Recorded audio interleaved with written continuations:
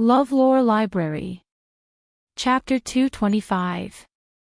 The clothes in Shin Yu's hands were white and covered with a thin layer of gauze. It felt very soft to the touch, like cloud satin. He spread out the clothes and saw many transparent parts. Shang Junlin walked over and looked at the maid. "Don't you have any other clothes?" The maid nodded. Shin Yu put the clothes back. "Your Majesty, if you don't like it, then forget it." Shang Junlin pursed his lips. It wasn't that he didn't like it, but he didn't want other people to see Shin Yu wearing it. The maid didn't expect to encounter such a situation and was a little flustered. "I like it." Shang Junlin suddenly spoke and interrupted the maid.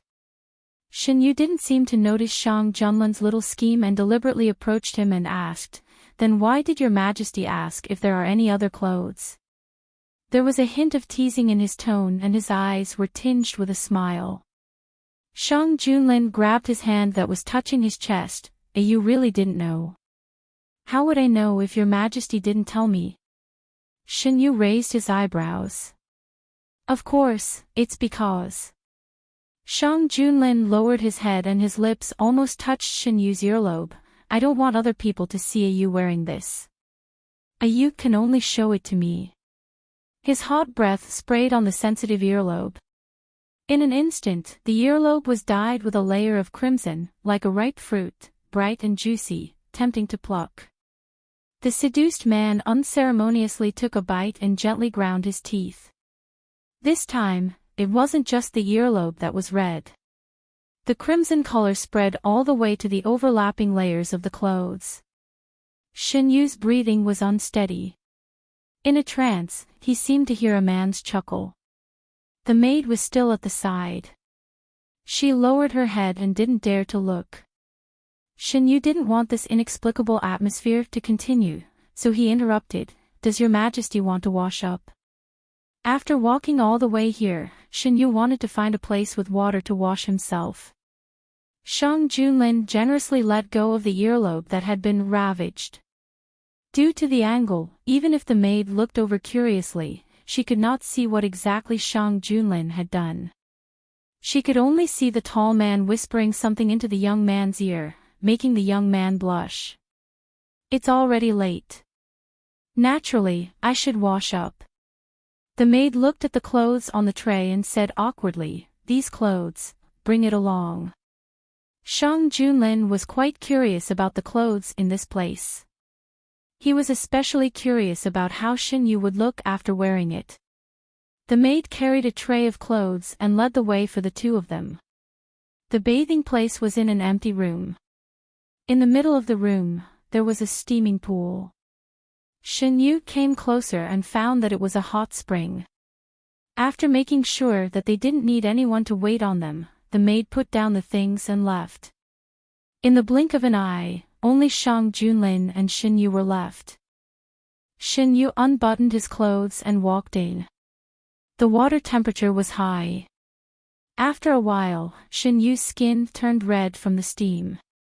Shang Junlin put away their clothes and slowly went into the water. He swam to Shin Yu's side and hugged the young man who was covered in red. "I'm at Yu's service." Shin Yu leaned back as the hot water slid over his skin. "I remember that there is a similar place in the palace. I've taken Yu there before. The place in the palace is different from here. If Yu likes it, I'll have someone build one in the palace. You can only soak in the hot spring occasionally. It's not good for your health if you soak in it for too long." Shin Yu interrupted Shang Junlin's unrealistic idea. There was no natural hot spring in the palace. It was almost impossible to build a similar one. The two of them were close to each other and their hearts were connected. It was normal for them to have a reaction. Shin Yu felt that he was being kissed. He silently moved to the side. After soaking for half an hour, Shang Junlin carried Shin Yu out. He picked up a dry cloth and wiped the water stains on Shin Yu's body. After drying, Shin Yu put on the clothes brought by the maid. The clothes were white. His neck was exposed. His arms and other areas were covered by a layer of gauze. The bottom was a loose pair of bloomers. It tightened at the ankles, revealing his slender white ankles. It was also covered by a layer of gauze. Along with the clothes, there was a pile of jewelry. These were used as embellishments. Shang Junlin picked them up and put them on for Xinyu. After putting on the clothes, Shang Junlin carefully looked at the young man standing in front of him. He sighed, "You is really beautiful." The young man was wearing white clothes that were completely different from De Huan's clothes.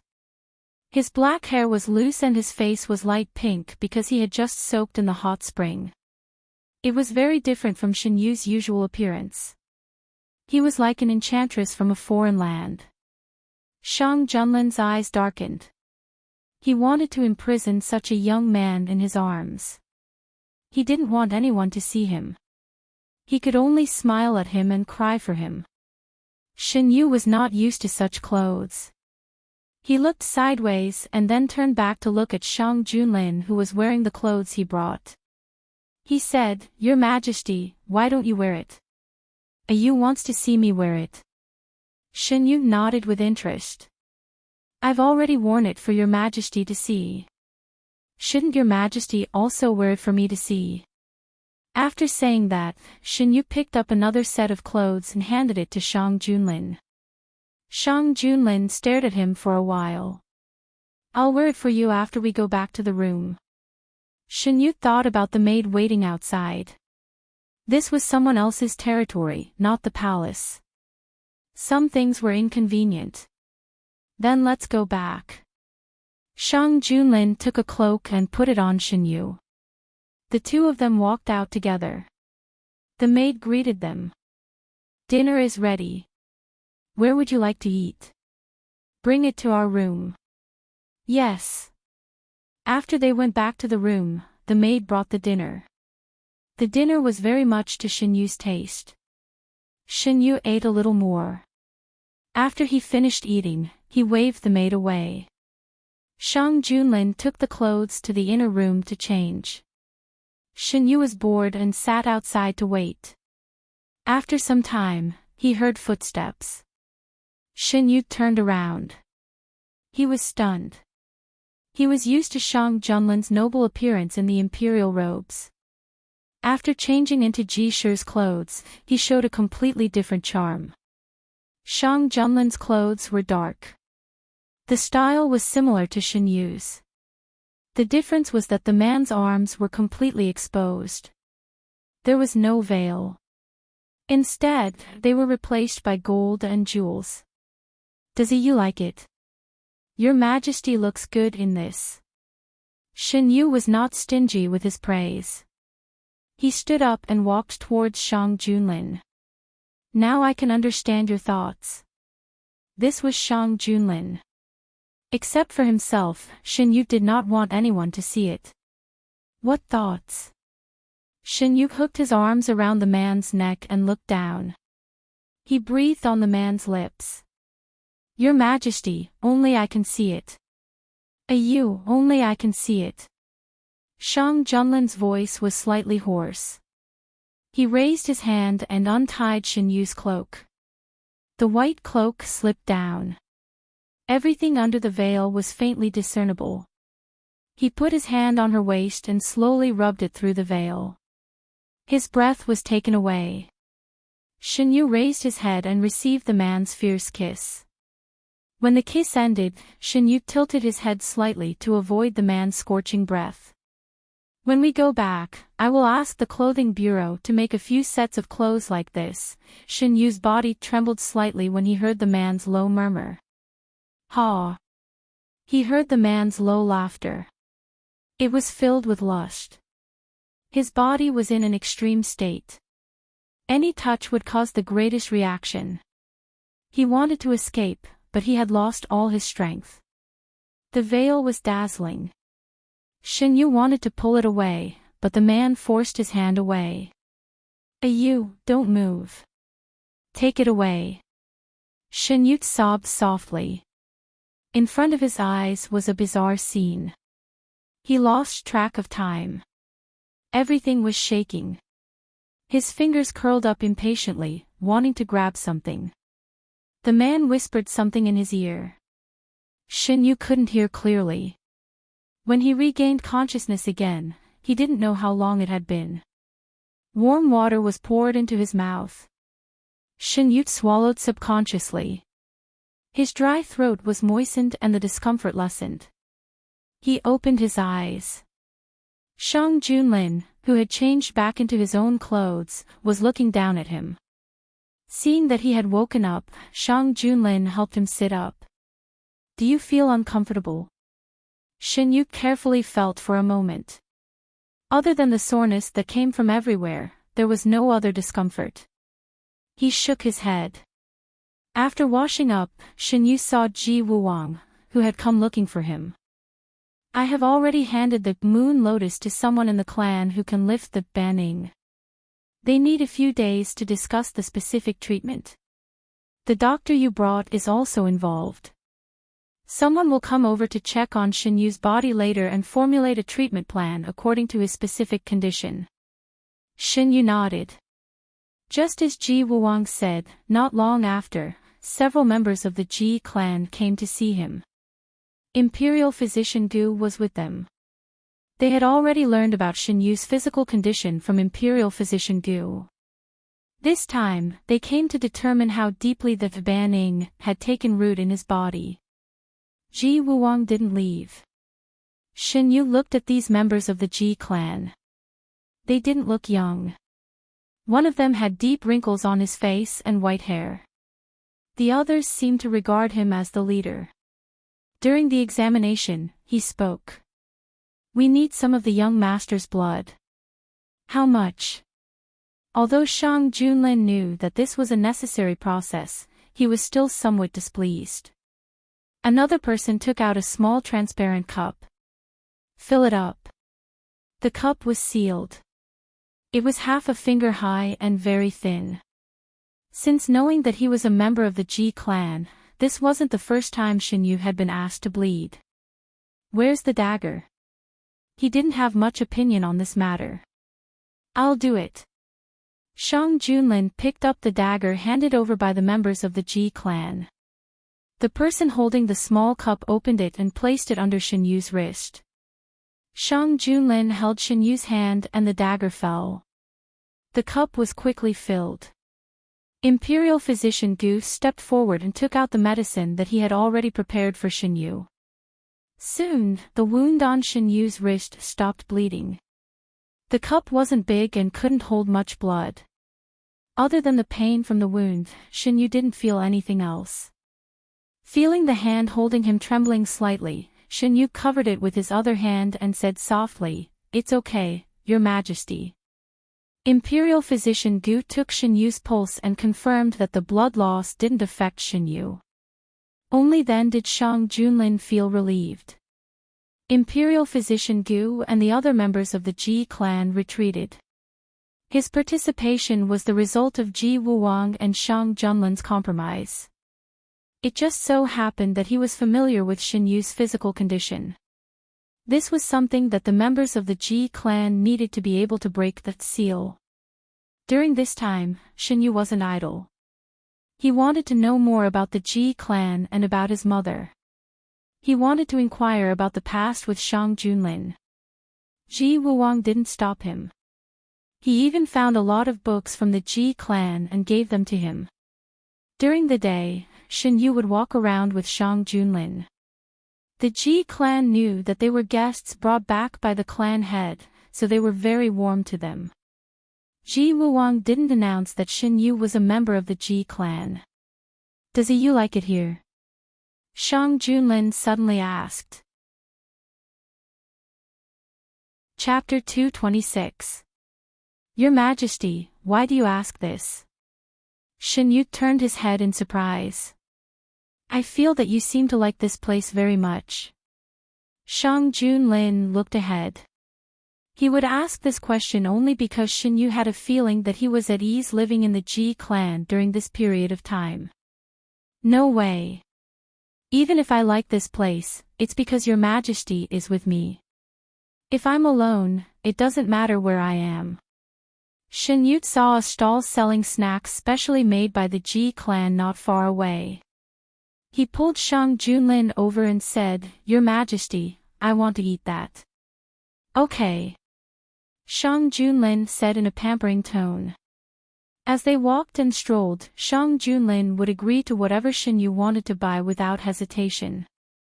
Here, they were just themselves. They didn't have any shackles on them. At the stall selling sugar figurines, Shin Yu asked the stall owner to make 2 figurines of himself and Shang Junlin. He took one for himself and gave the other one to Shang Junlin. "Your Majesty, look. Do these 2 sugar figurines look like the ones we ate before?" Shin Yu was talking about the first New Year he spent in the palace. At that time, he didn't know that he would have such a relationship with Shang Junlin in the future. He asked the man to let him go out of the palace to play. Perhaps, from that time, he could see some clues about some things. For example, the man's indulgence towards him. The sugar figurines were very sweet. When he took a bite, it was crisp and sweet. Very similar. They were all made according to his and Shin Yu's appearance. Naturally, they were similar. Recalling that time, Shang Junlin's eyes were also smiling. After eating the sugar figurines, the two continued to walk forward. Shin Yu took a fancy to the novelty. He left Shang Junlin and went to see it alone. "Brother, buy a bunch of flowers." A little girl's sweet voice sounded. Shin Yu looked for the source of the voice. He saw an 8 or 9-year-old girl blocking Shang Junlin's way and persistently asking him to buy flowers. "Brother, buy flowers for the person you like." The two of them looked at each other across the crowd. Shin Yu smiled. Who would have thought that the dignified emperor of the Great Huan Kingdom would one day be stumped by a little girl? Shin Yu stood in place with his arms crossed, watching the scene in front of him with great interest. The tall man squatted down and whispered something to the little girl. The little girl held the flowers in her hand and walked towards Shin Yu. Shang Junlin followed behind her. "These are for beautiful brother." The little girl walked in front of Shin Yu and gave the flowers in her hands to Shin Yu. "Why did you give it to me?" "It's a gift from this big brother to the beautiful big brother. I wish the two big brothers 100 years of bliss and love is stronger than gold." The little girl's eyes were very big, and they were filled with pure joy. Shin Yu took the flowers. "Thank you." After selling the flowers, the little girl skipped away. In a nearby attic, the white-haired man sat opposite Ji Wuwang and looked down. He's very happy now. Yes, the emperor of the Great Huan Kingdom treats him very well. Ji Wuwang said. That's good too. He found his home. After going around in circles, they still ended up together. The white-haired man had a complicated look in his eyes. 2 years ago, you said that you found him and wanted him to stay in the clan. Now it seems that this place won't be able to keep him. Ji Wuwang picked up his teacup and took a sip. Now that he has found a better home, he naturally doesn't need to stay here. I don't understand. You don't need to understand. Heaven and earth are reversed. The trajectory of fate will eventually return to the right track. Cough, the white-haired man covered his mouth and coughed out blood. Why did the situation get worse after this closed-door training? Ji Wuwang looked worried. It's fine. The white-haired man waved his hand and wiped the blood from the corner of his mouth. Shin Yu faintly felt that someone was looking at him. He looked back but didn't see anything. What's wrong? Shang Junlin noticed his sudden movement. Someone seems to be watching us. Shin Yu expressed his feelings. Shang Junlin held his hand. Let's go back first. The two returned to the place where they lived. Shin Yu didn't feel that he was being watched again. Ever since they arrived at the Ji clan's land, Shen Yu was no longer as sleepy as before. It seemed to prove Ji Wuwang's words. After returning to the room, Shen Yu asked a maid for a vase and put the flowers he brought back in it. Their days in the Ji clan's land were very comfortable. The Ji clan's library was open to Shen Yu and Shang Junlin was allowed to read it together. During this period of time, Shen Yu and Shang Junlin's understanding of the Ji clan increased a lot. In the afternoon, Shen Yu and Shang Junlin sat in the courtyard. Because the entire clan's land was in the mountains, the temperature wasn't too high. Compared to the capital, it was really like a summer palace to avoid the summer heat. Your Majesty, is there any movement outside? Shen Yu leaned in the man's arms and asked. In the Ji clan's land, it was inconvenient to communicate with the outside world, but it wasn't completely impossible. Every once in a while, the hidden dragon guards would send in news from the outside world and bring out Shang Junlin's orders at the same time. There are some movements. Ayu's guess is right. Some people can't hold it in any longer. After Shen Yu and Shang Junlin entered the clan's land, Gu Huai, who stayed outside, sped up. He already had someone in his hands, so he asked for clues and acted recklessly. As long as the person behind this wasn't a fool, he wouldn't be able to detect it. He did this to make the person behind this feel pressured. He wanted to tell them that even if they could still hide now, they wouldn't be able to hide for long. Once everything was exposed, there was only one path waiting for them. Countless examples were telling them what would happen if they went against the imperial court and Shang Junlin. The last person who did this was already beheaded and his power was uprooted. Gu Huai announced the news that he had found. The imperial court was in an uproar. They never thought that the epidemic in Lin County was caused by someone. The culprit was still locked up in prison. This matter must be reported as soon as possible and let His Majesty make a decision. More than one official thought so. After the news was sorted out, it was sent to the temporary imperial residence and Fang Jun took over. Shang Junlin already knew about this before he left. Fang Jun followed Shang Junlin's instructions and gave the imperial court a reply. Every step was going according to plan. After the news was published in the civilian newspaper, it caused a huge uproar among the people. No wonder the imperial court didn't announce it at the beginning. It's because they didn't find the culprit. How can there be such a vicious person? That's hundreds of thousands of lives. If His Majesty didn't react in time, the area affected would be even larger. Lin County might not be the only one affected. I heard that the two people who were caught were instructed by someone. I don't know who that person is. No matter who it is, they should be sentenced to death. Am I the only one who suspects that this isn't the first time? Last year in Subei, as well as the disasters that happened in other places before that, were there also the shadows of people behind them? Now that you mention it, it's very likely. Not only in the capital, but everywhere in Dahuan was talking about this matter. Although the people weren't very knowledgeable, and many of them hadn't even been to school, they knew how disgusting it was to not take human lives seriously. Master, are we going to let the people outside talk about it? The imperial court didn't intend to suppress the news at all. They allowed it to spread to every corner of Dahuan. Perhaps they wanted to spread the news to some people. What else can we do? The person who spoke had a hoarse voice. It was impossible to tell his identity or age. Think of a way to deal with those two people. Master, don't worry. They won't know anything that they shouldn't know. Our people have already infiltrated. I guarantee that they'll be dealt with before they reveal more information. That Gu Huai, I don't know where His Majesty found him. He's quite capable. Give him a little more time, and he might really be able to dig something out. He seems to be related to the Lin family. But didn't the Lin family die? No matter what relationship he has with the Lin family, this person can't be left alive. Isn't he looking for the whereabouts of the Lin family's armor? Give him some clues and lead him there. But, our people haven't found the mechanism there yet. What if they get the thing after we lead him there? If he can open the mechanism, it'll be a great help to me. You don't need me to teach you how to take advantage of others, do you?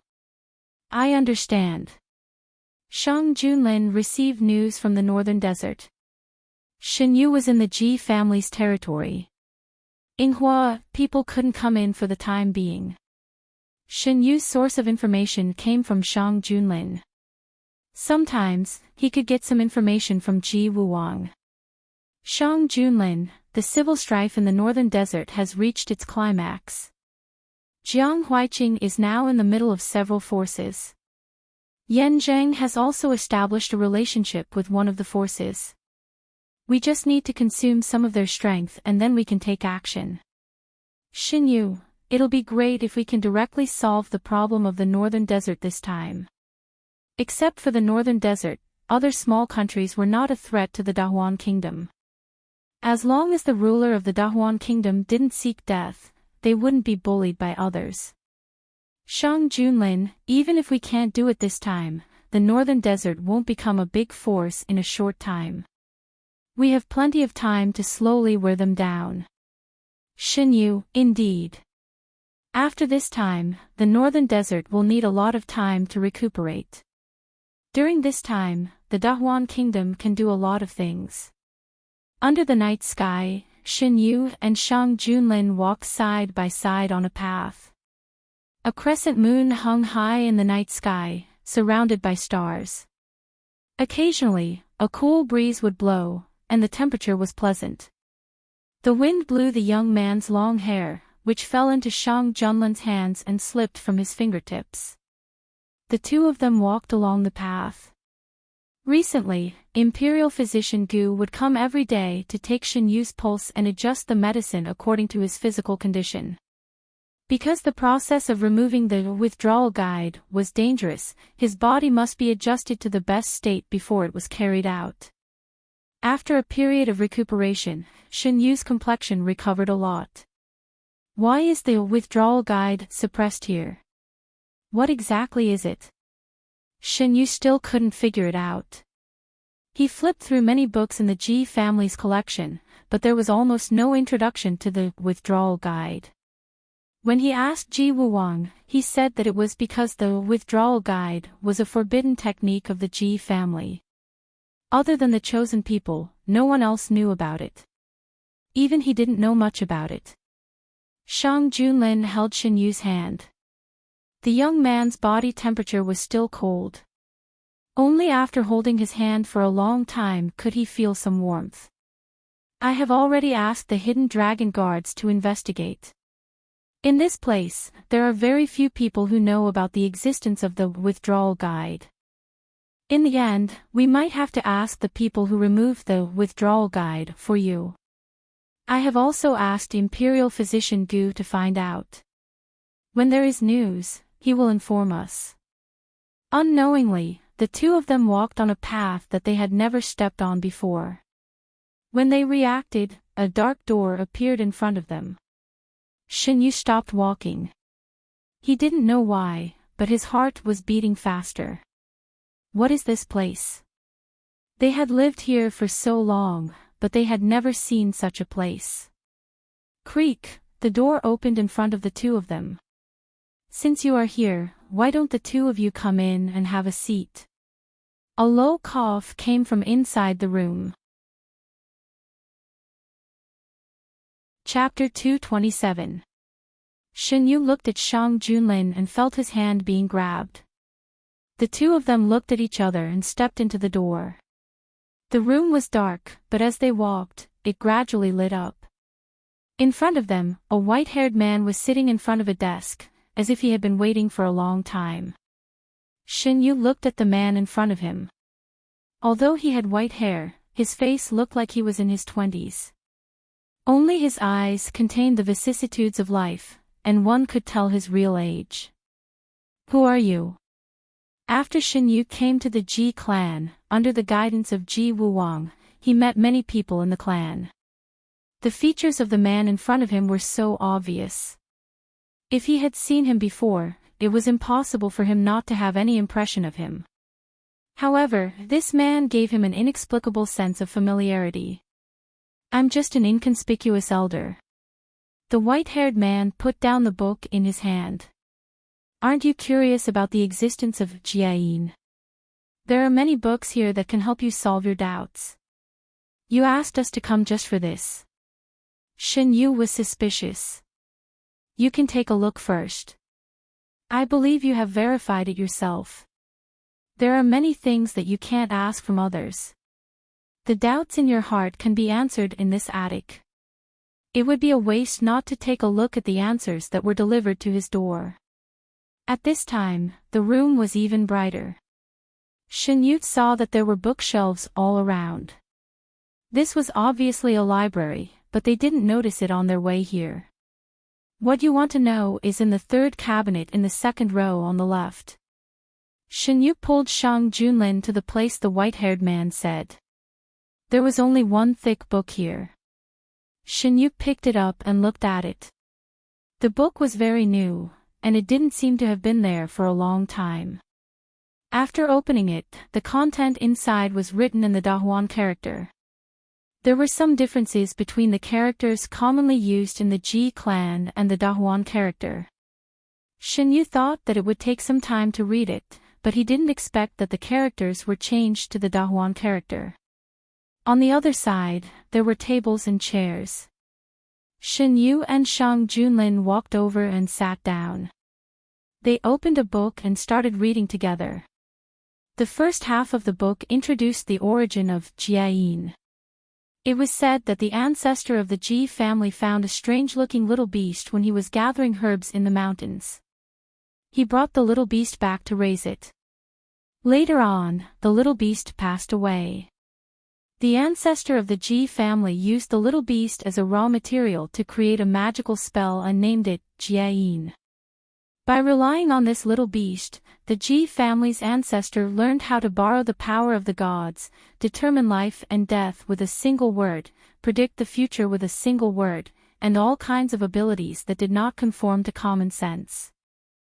The ancestor chose the smartest woman in the clan at that time and planted a precept in her so that she could manage the affairs of the clan.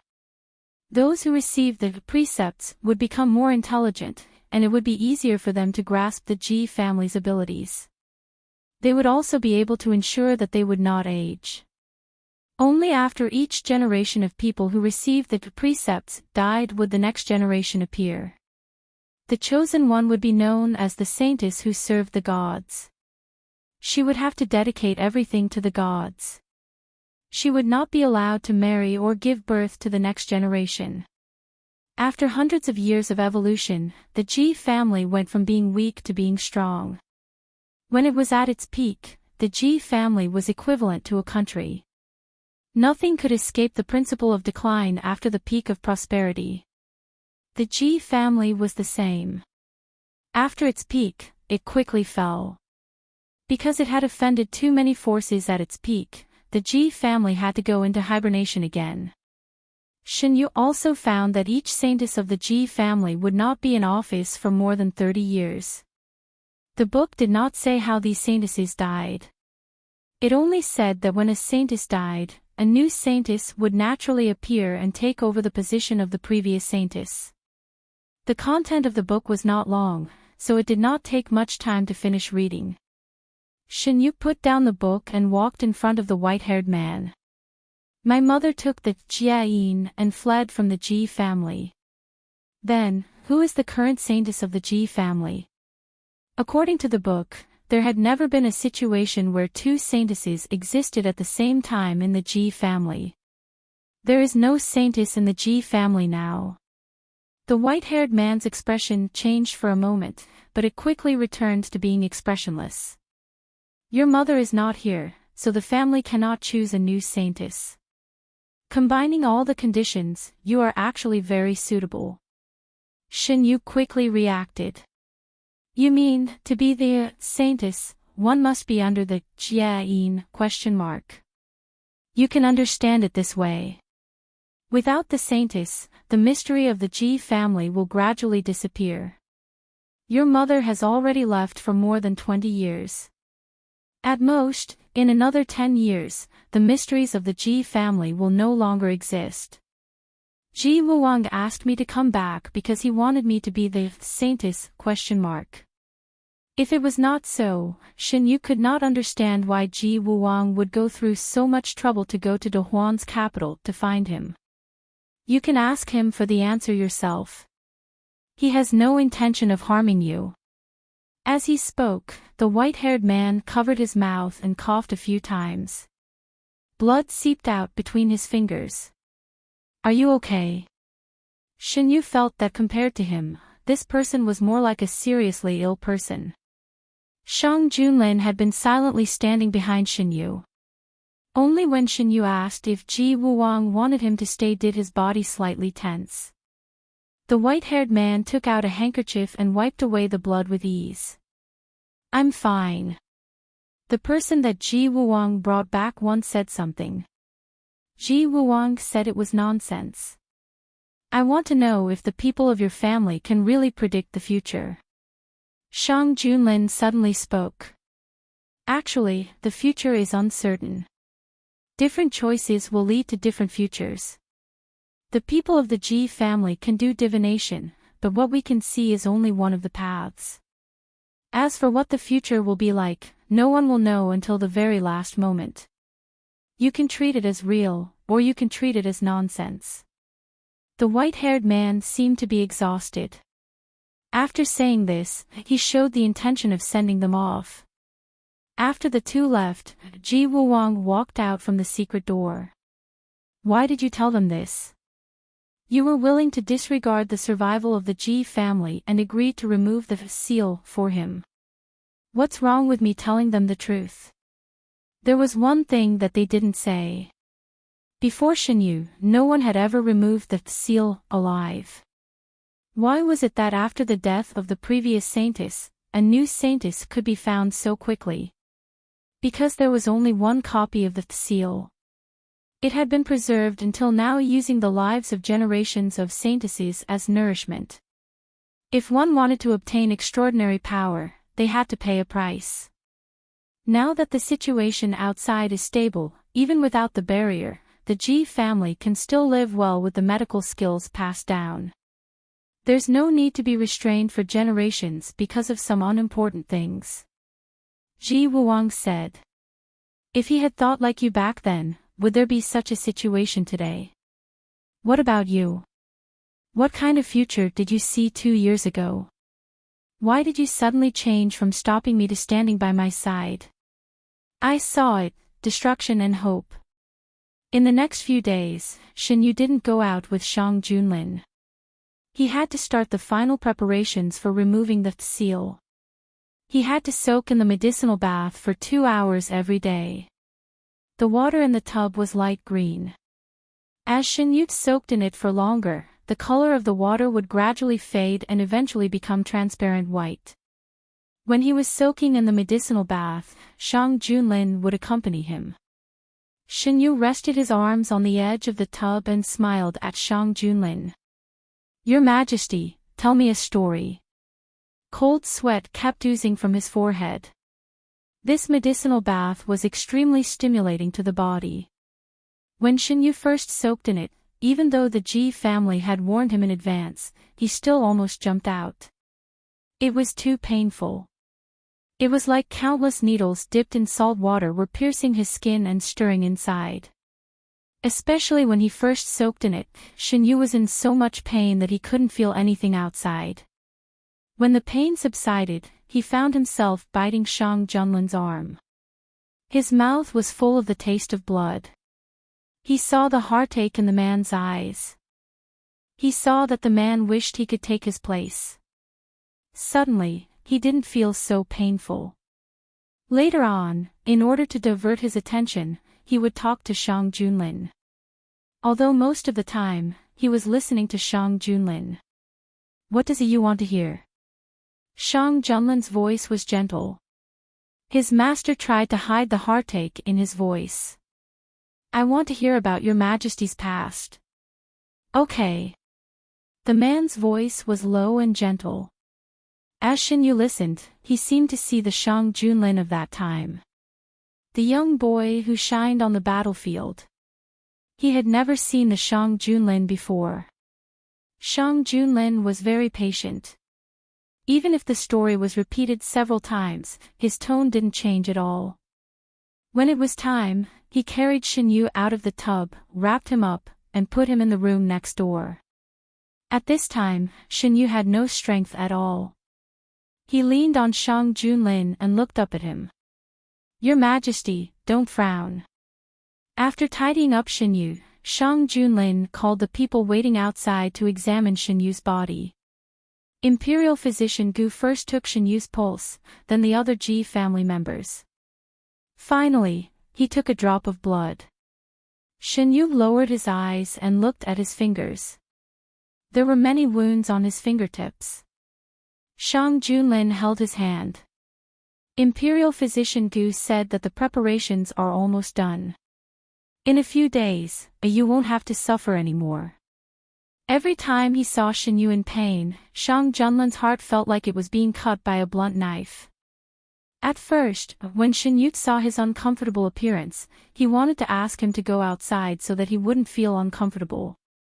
However, Shang Junlin didn't agree. No matter what, he wanted to stay by Shinyu's side. After resting for an hour, Shinyu's strength recovered. Although the medicinal bath was uncomfortable, Shinyu's body condition did improve a lot after the bath. Shang Junlin carried Shinyu and basked in the sun outside the house. The two of them were whispering something when Ji Wuwang walked in from outside the courtyard. I just went to confirm it. Now, we're just waiting for the results of the moon lotus. Can the moon lotus really bear fruit? Shinyu poked his head out of Shang Junlin's arms. Yes, its fruit is the most important ingredient. Didn't you notice that since you came to the clan, there are already small fruits under its bud? Shinyu really didn't notice this. After coming here, the moon lotus was taken away by Ji Wuwang. He said that he wanted to study it together. Since Imperial Physician Gu was there, Shinyu didn't ask much. I met a white-haired man that day. He told me that you brought me back because you wanted me to be the saintess. Shinyu stared at Ji Wuwang. Is that true? Yes. Ji Wuwang didn't deny his previous thoughts. But I changed my mind later. You don't have to worry about me taking the opportunity to do something. Since I promised to remove the seal for little you, I won't go back on my words. Why did you change your mind? If you want an answer, it's because of him. Ji Wuwang looked at Shang Junlin. You'll be happier with him than staying in the clan. Back then, what my father couldn't do for your mother, I hope I can do for you. Take it as a little compensation as an elder brother.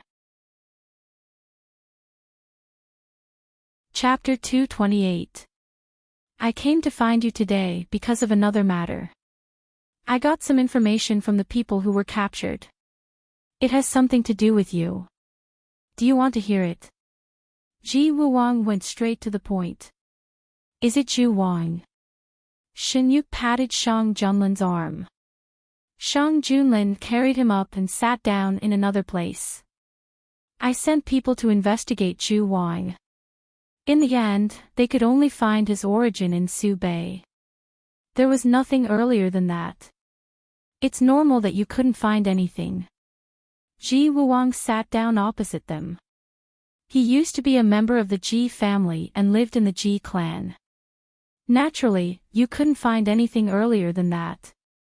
He was also one of the clan leader's men. Shinyu hadn't forgotten that the source of all this was the person who tried to use the forbidden technique but was disrupted by his mother. Yes, and he used to like your mother. Ji Wuwang sneered. These people are ridiculous. Once they liked her, they wanted to destroy her. After he escaped from the Ji clan, he used some unknown method to find your mother's whereabouts. However, he didn't tell his master. Instead, he wanted to threaten her. He didn't expect that even after leaving the clan, he was still no match for her. After he was defeated, he fled in a sorry state and revealed your mother's whereabouts. Did he have anything to do with my mother's death? That year, your mother died of exhaustion. In order to hide the news from you, she used the clan's forbidden technique to erase the memories of those who came in contact with her. So, there are no traces of her existence in the capital. Shinyu pondered. Only when no one knows, you are safe. In fact, in the beginning, no one knew that the seal could be passed to the child through the mother's body. Until one year, a confidant of the clan leader accidentally saw you in the capital. He felt they had the seal in your body. Then, they sent people to the capital to capture you alive. Unfortunately, the people they sent were killed by an unknown force. Shin Yunyan had encountered this assassination when he was young. Back then, if Shang Junlin hadn't intervened, no one knew what would have happened. Shin Yu turned to look at Shang Junlin and said softly, "Back then, it was your majesty who saved me. So that's how it is." Ji Wuang finally understood. I've always been curious. Who has the ability to quietly eliminate such a large force and also arouse their vigilance? At first, I thought it was Northern Marquis who was secretly protecting you, but later I found out that it wasn't. It was true that Surgeon Bei had a certain amount of power, but this power was not strong enough to threaten those people. It would not be strange if it was Shang Junlin's men who made the move. Only this man had enough power to make people tremble in fear. What else are they planning? Shin Yu didn't think that the failure of a chase would make these people stop. If the hard way doesn't work, they will use the soft way. After discovering that you have the warning mark, they tried to control you to achieve their goal. The king of you was a chess piece that they had chosen. After gaining the king's trust, they deliberately said those words to arouse the king's interest in you. The king of you has always wanted my position.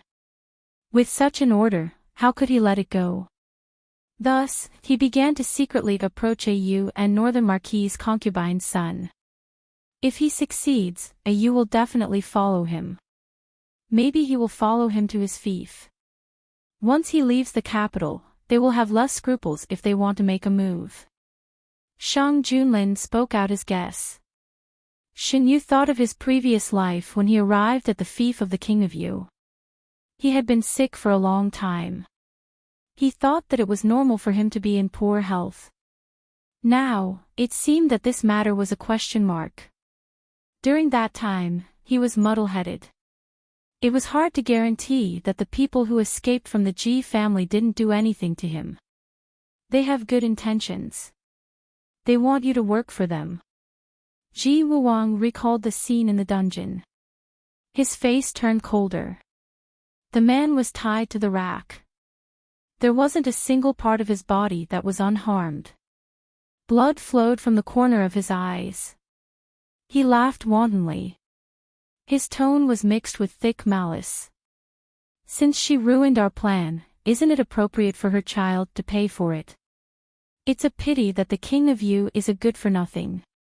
The situation was so advantageous for him, but he still messed it up. No wonder he couldn't defeat the current emperor of the Great Han dynasty. What are these people trying to do? What is the motive of the clan leader who was exposed by my mother? Shin Yu's words pulled Ji Wuang back from his thoughts. His mouth curved into a cold arc. They want to live forever. The previous holy maidens of the Ji family were able to maintain their looks. These people thought that it was because of the restraining guidance.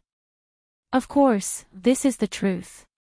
At the same time, the restraining guidance will burn the life of the holy maidens as the price. These people are whimsical.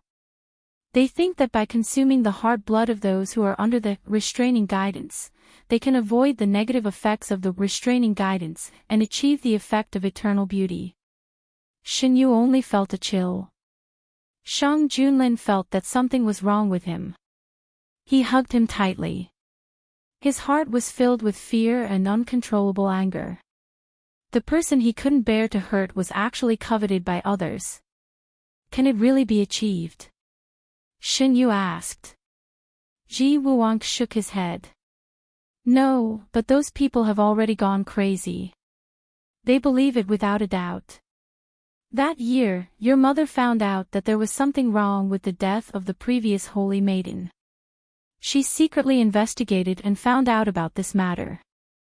You said before that my mother found out that the clan leader was using a forbidden technique. That's not wrong. The Ji family is famous for its medicine. In the Ji family's library, there are many strange prescriptions that have not been verified. These prescriptions, whether it's the method or the effect, are strange. They are all called forbidden techniques. Aren't you guys investigating Fei Meng? This medicine was first leaked out from the Ji family. However, the current Fei Meng is very different from the original one. I want to see the person you brought back. There's nothing to see. If you really want to see him, you can go after dealing with the restraining guidance in your body. Ji Wuang was worried that those people had a backup plan that would cause harm to Shin Yu. These people had spent a lot of time and effort on restraining guidance for 10 years. They might have some hidden cards that they didn't know about. Because of Shin Yu's mother, their reputation was ruined. Now, because of Shin Yu, they were on trial. All of their hatred was focused on Shin Yu. Ji Wuang wouldn't let Shin Yu take the risk at this time. It was rare for Shang Junlin to stand on the same side as Ji Wuang. Clan leader Ji is right.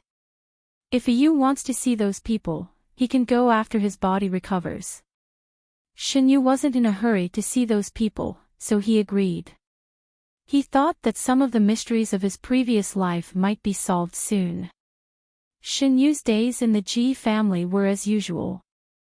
No one dared to disturb them. Shang Junlin also accompanied him by his side. It felt as if they were an ordinary couple. Shang Junlin didn't need to go to court in the morning.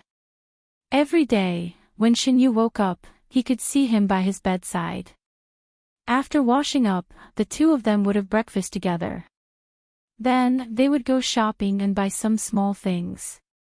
If Shin Yu was interested in something, Shang Junlin would bring him to take a look. The atmosphere in the Ji family was slightly more open than Dahuan. If the men and women here met someone they liked, they would directly invite them. If they were more daring, they would directly invite the guest to their home. If they were suitable, they would quickly become a couple. If they weren't, they would peacefully separate and pursue someone else. Shin Yu and Shang Junlin always went in and out together. They behaved intimately. Even if they had feelings for someone, they wouldn't tactfully approach them. On this day, Shang Junlin suddenly had something to do. Shin Yu walked out alone. His appearance was outstanding and his temperament was extraordinary. As soon as he appeared on the street, he attracted most of the attention.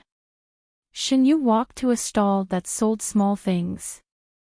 The stall had various small things carved out of wood and stone. Each of them was very lively and lifelike. When he came with Shang Junlin before, Shin Yu didn't see the stall owner. He curiously walked over. Did you carve all these yourself? Yes. If you have anything else you want, I can carve them. Shin Yu looked around and picked up a carving of a black wolf and a carving of a white cat. How much are these two? Before the stall owner answered, a few young men and women squeezed in. The leading woman said, "What does this young master want?" "I will pay." "No need," the woman waved her hand. "You are good looking. I am willing to give them to you. You don't have to say anything." Shin Yu didn't know whether to laugh or cry. He didn't expect that one day he would receive such treatment because of his good looks. He didn't feel any malice or other bad emotions from the woman. As the woman said, she wanted to give them to him because he was good looking. Then one. Shin Yu thought for a while and put the black wolf down. The woman paid the bill and left with her men. Shen Yu was afraid that a similar situation would happen again. He just looked around and didn't buy anything. On the way, many people tried to invite him, but they were all rejected. When Shang Junlin was here, this kind of situation didn't happen. Shen Yu felt that it was better for him to go back first. When Shang Junlin had time, he would go out with him. Shang Junlin was dealing with the letters from outside the Ji clan's territory. Every once in a while, Fang Jun would send the movements of the palace and the imperial court, as well as some reports that he had to deal with, to the clan's territory. After he was done, he would send them back. Through these letters, he could understand what was going on outside. For example, some people couldn't sit still and started to do all sorts of things to test the waters. Shang Junlin watched coldly from the side and waited for these people to jump out before getting rid of them. After dealing with all the letters, Shang Junlin put down his pen and rubbed his eyebrows. He looked around the house and didn't see anyone familiar. Suddenly, he remembered that Shen Yu went out alone today. Shang Junlin called out the hidden dragon guards and asked, "What is Gui Jun doing?" The hidden dragon guards told him what happened to Shen Yu. They followed Shen Yu mainly to protect Shen Yu's safety. After all, there were people from the Ji clan who tried to harm Shen Yu. Although Ji Wuwang killed them, no one could guarantee that there wouldn't be any accidents. The hidden dragon guards followed behind and reported to Shang Junlin. Shen Yu tacitly agreed to it. He knew that Shang Junlin was uneasy and wouldn't be so arrogant to think that the Ji clan's territory was completely safe. With the hidden dragon guards following them, they could prevent many bad things from happening. Shen Yu came back earlier than expected. When he placed his hand on the door, it was open from the inside. Then, a strong force pulled him in. He was caught off guard and was hugged. Feeling a familiar aura, Shen Yu's stiff body relaxed. "What are you doing, Your Majesty? Yu is so popular." Shang Junlin used the tip of his nose to rub the neck of the person in his arms. Shen Yu paused and said ambiguously, "Your Majesty, do you know that you look like a little wife waiting for her husband to return?" Chapter 229. Little Wife. Shang Junlin hugged her in front of him. Since Yu knows that she's alone in the boudoir, shouldn't she give her little wife some compensation? What kind of compensation does Your Majesty want? Shen Yu hugged Shang Junlin's neck and whispered in his ear. "Is a kiss enough?" "Of course." Shang Junlin narrowed his eyes dangerously. "Not enough." Feeling the change in his body, Shen Yu leaned forward and his lips were almost touching the man's. "Is it really not enough? You can compensate a little more." Shang Junlin lowered his head and kissed the lips that were close to his mouth. Shen Yu stepped back. "Since Your Majesty thinks that it is not enough, I will think of other ways to compensate. You can compensate a little first. We will talk about the rest after the compensation is done." Shang Junlin held the young man's back and stopped him from leaving. Shen Yu blinked and kissed him. Shang Junlin did not move, but Shen Yu took the initiative. He narrowed his eyes and looked at the man's face through the corner of his eyes. This face had stunned him at first sight. Even after so long, he was still moved when he looked at it again. The strength of the kiss kept increasing. Shen Yu enjoyed the feeling of being in control of everything. Their breaths were close. Shang Junlin was leaning against the door and Shen Yu was in front of him. The afterglow of the setting sun cast a hazy edge over them. After the kiss, Shen Yu raised his head. "Is Your Majesty satisfied with this compensation?" The two were so close that they could feel each other's breathing. Shen Yu's heart was beating very fast. Shang Junlin was not to be outdone. His deep eyes fell on Shen Yu. "You can take more initiative." Shang Junlin's hand rubbed Shen Yu's waist suggestively. "What kind of initiative does Your Majesty want?" Shang Junlin leaned close to Shen Yu's ear and whispered a few words, which successfully made the young man's already flushed cheeks redder, and the redness continued to spread downwards. Then Shen Yu pretended to be hesitant. It's agreed that His Majesty can't be touched. Sure. You will take the initiative later. Shang Junlin's voice became hoarse, and his tone was filled with lust. It turned out that doing everything by herself was too tiring. Shen Yu sat on the man's body and didn't want to move. Didn't you say that everything will be under Yu's control? Is Yu tired? Shang Junlin's voice sounded with a hint of laughter. His voice was much deeper than usual, and when it entered her ears, it made her feel a tingling sensation. Shen Yu separated his knees and knelt on both sides of the man. He wanted to cover his face. He was really tired. His whole body's strength was almost exhausted, but he couldn't move up or down, and couldn't touch anything. However, the man kept his promise and didn't move. Shen Yu glared at him several times, but he just looked at him dotingly. Well, there was even a hint of encouragement in his eyes. The young man's clothes hung down and moved up and down with his master's movements. The corners of his eyes seemed to be smeared with rouge, dark red and attractive. His eyes were misty, and he occasionally whispered. It was as if he was scolding a man who didn't know how to exert himself. In the end, Shen Yu was exhausted, and the man helplessly and dotingly took over. Your Majesty should be satisfied this time, right? Even if he wasn't satisfied, Shen Yu didn't have the strength to do anything. Fortunately, the man gave a positive answer. I am satisfied. Shang Junlin's voice was hoarse.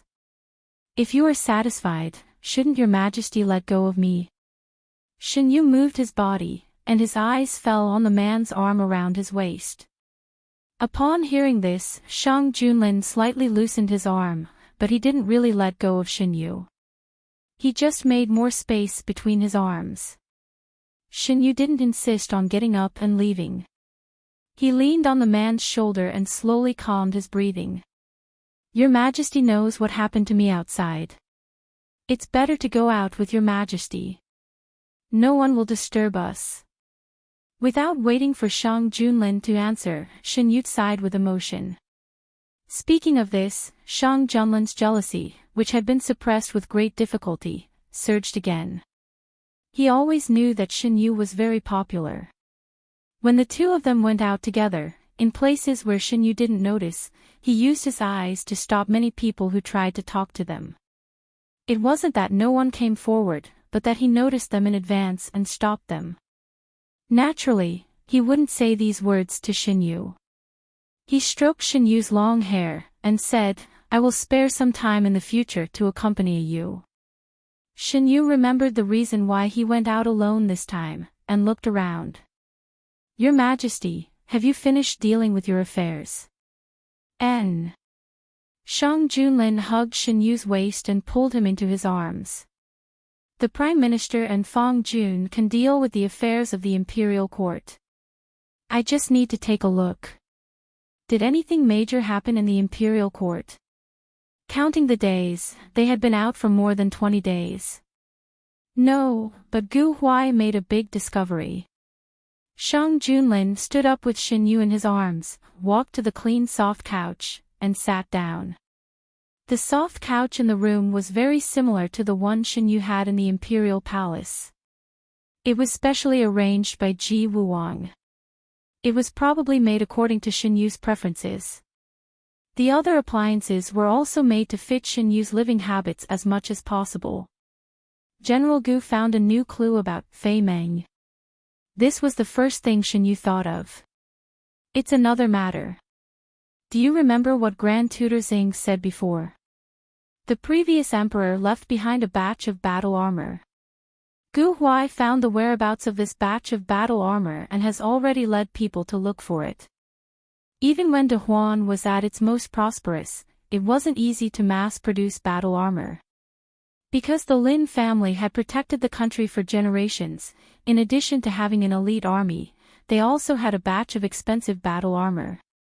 It was just that the whereabouts of this batch of battle armor were unknown following the fall of the Lin family. If Grand Tutor Zheng's words were true, this batch of battle armor was in the hands of the previous emperor, and the extermination of the Lin family couldn't be unrelated to the previous emperor.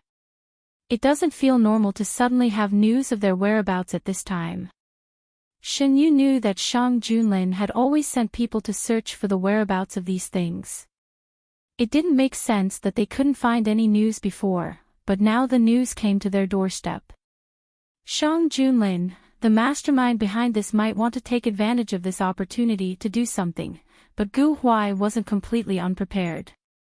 The remaining 200,000 or so soldiers might include the old subordinates of the Lin family.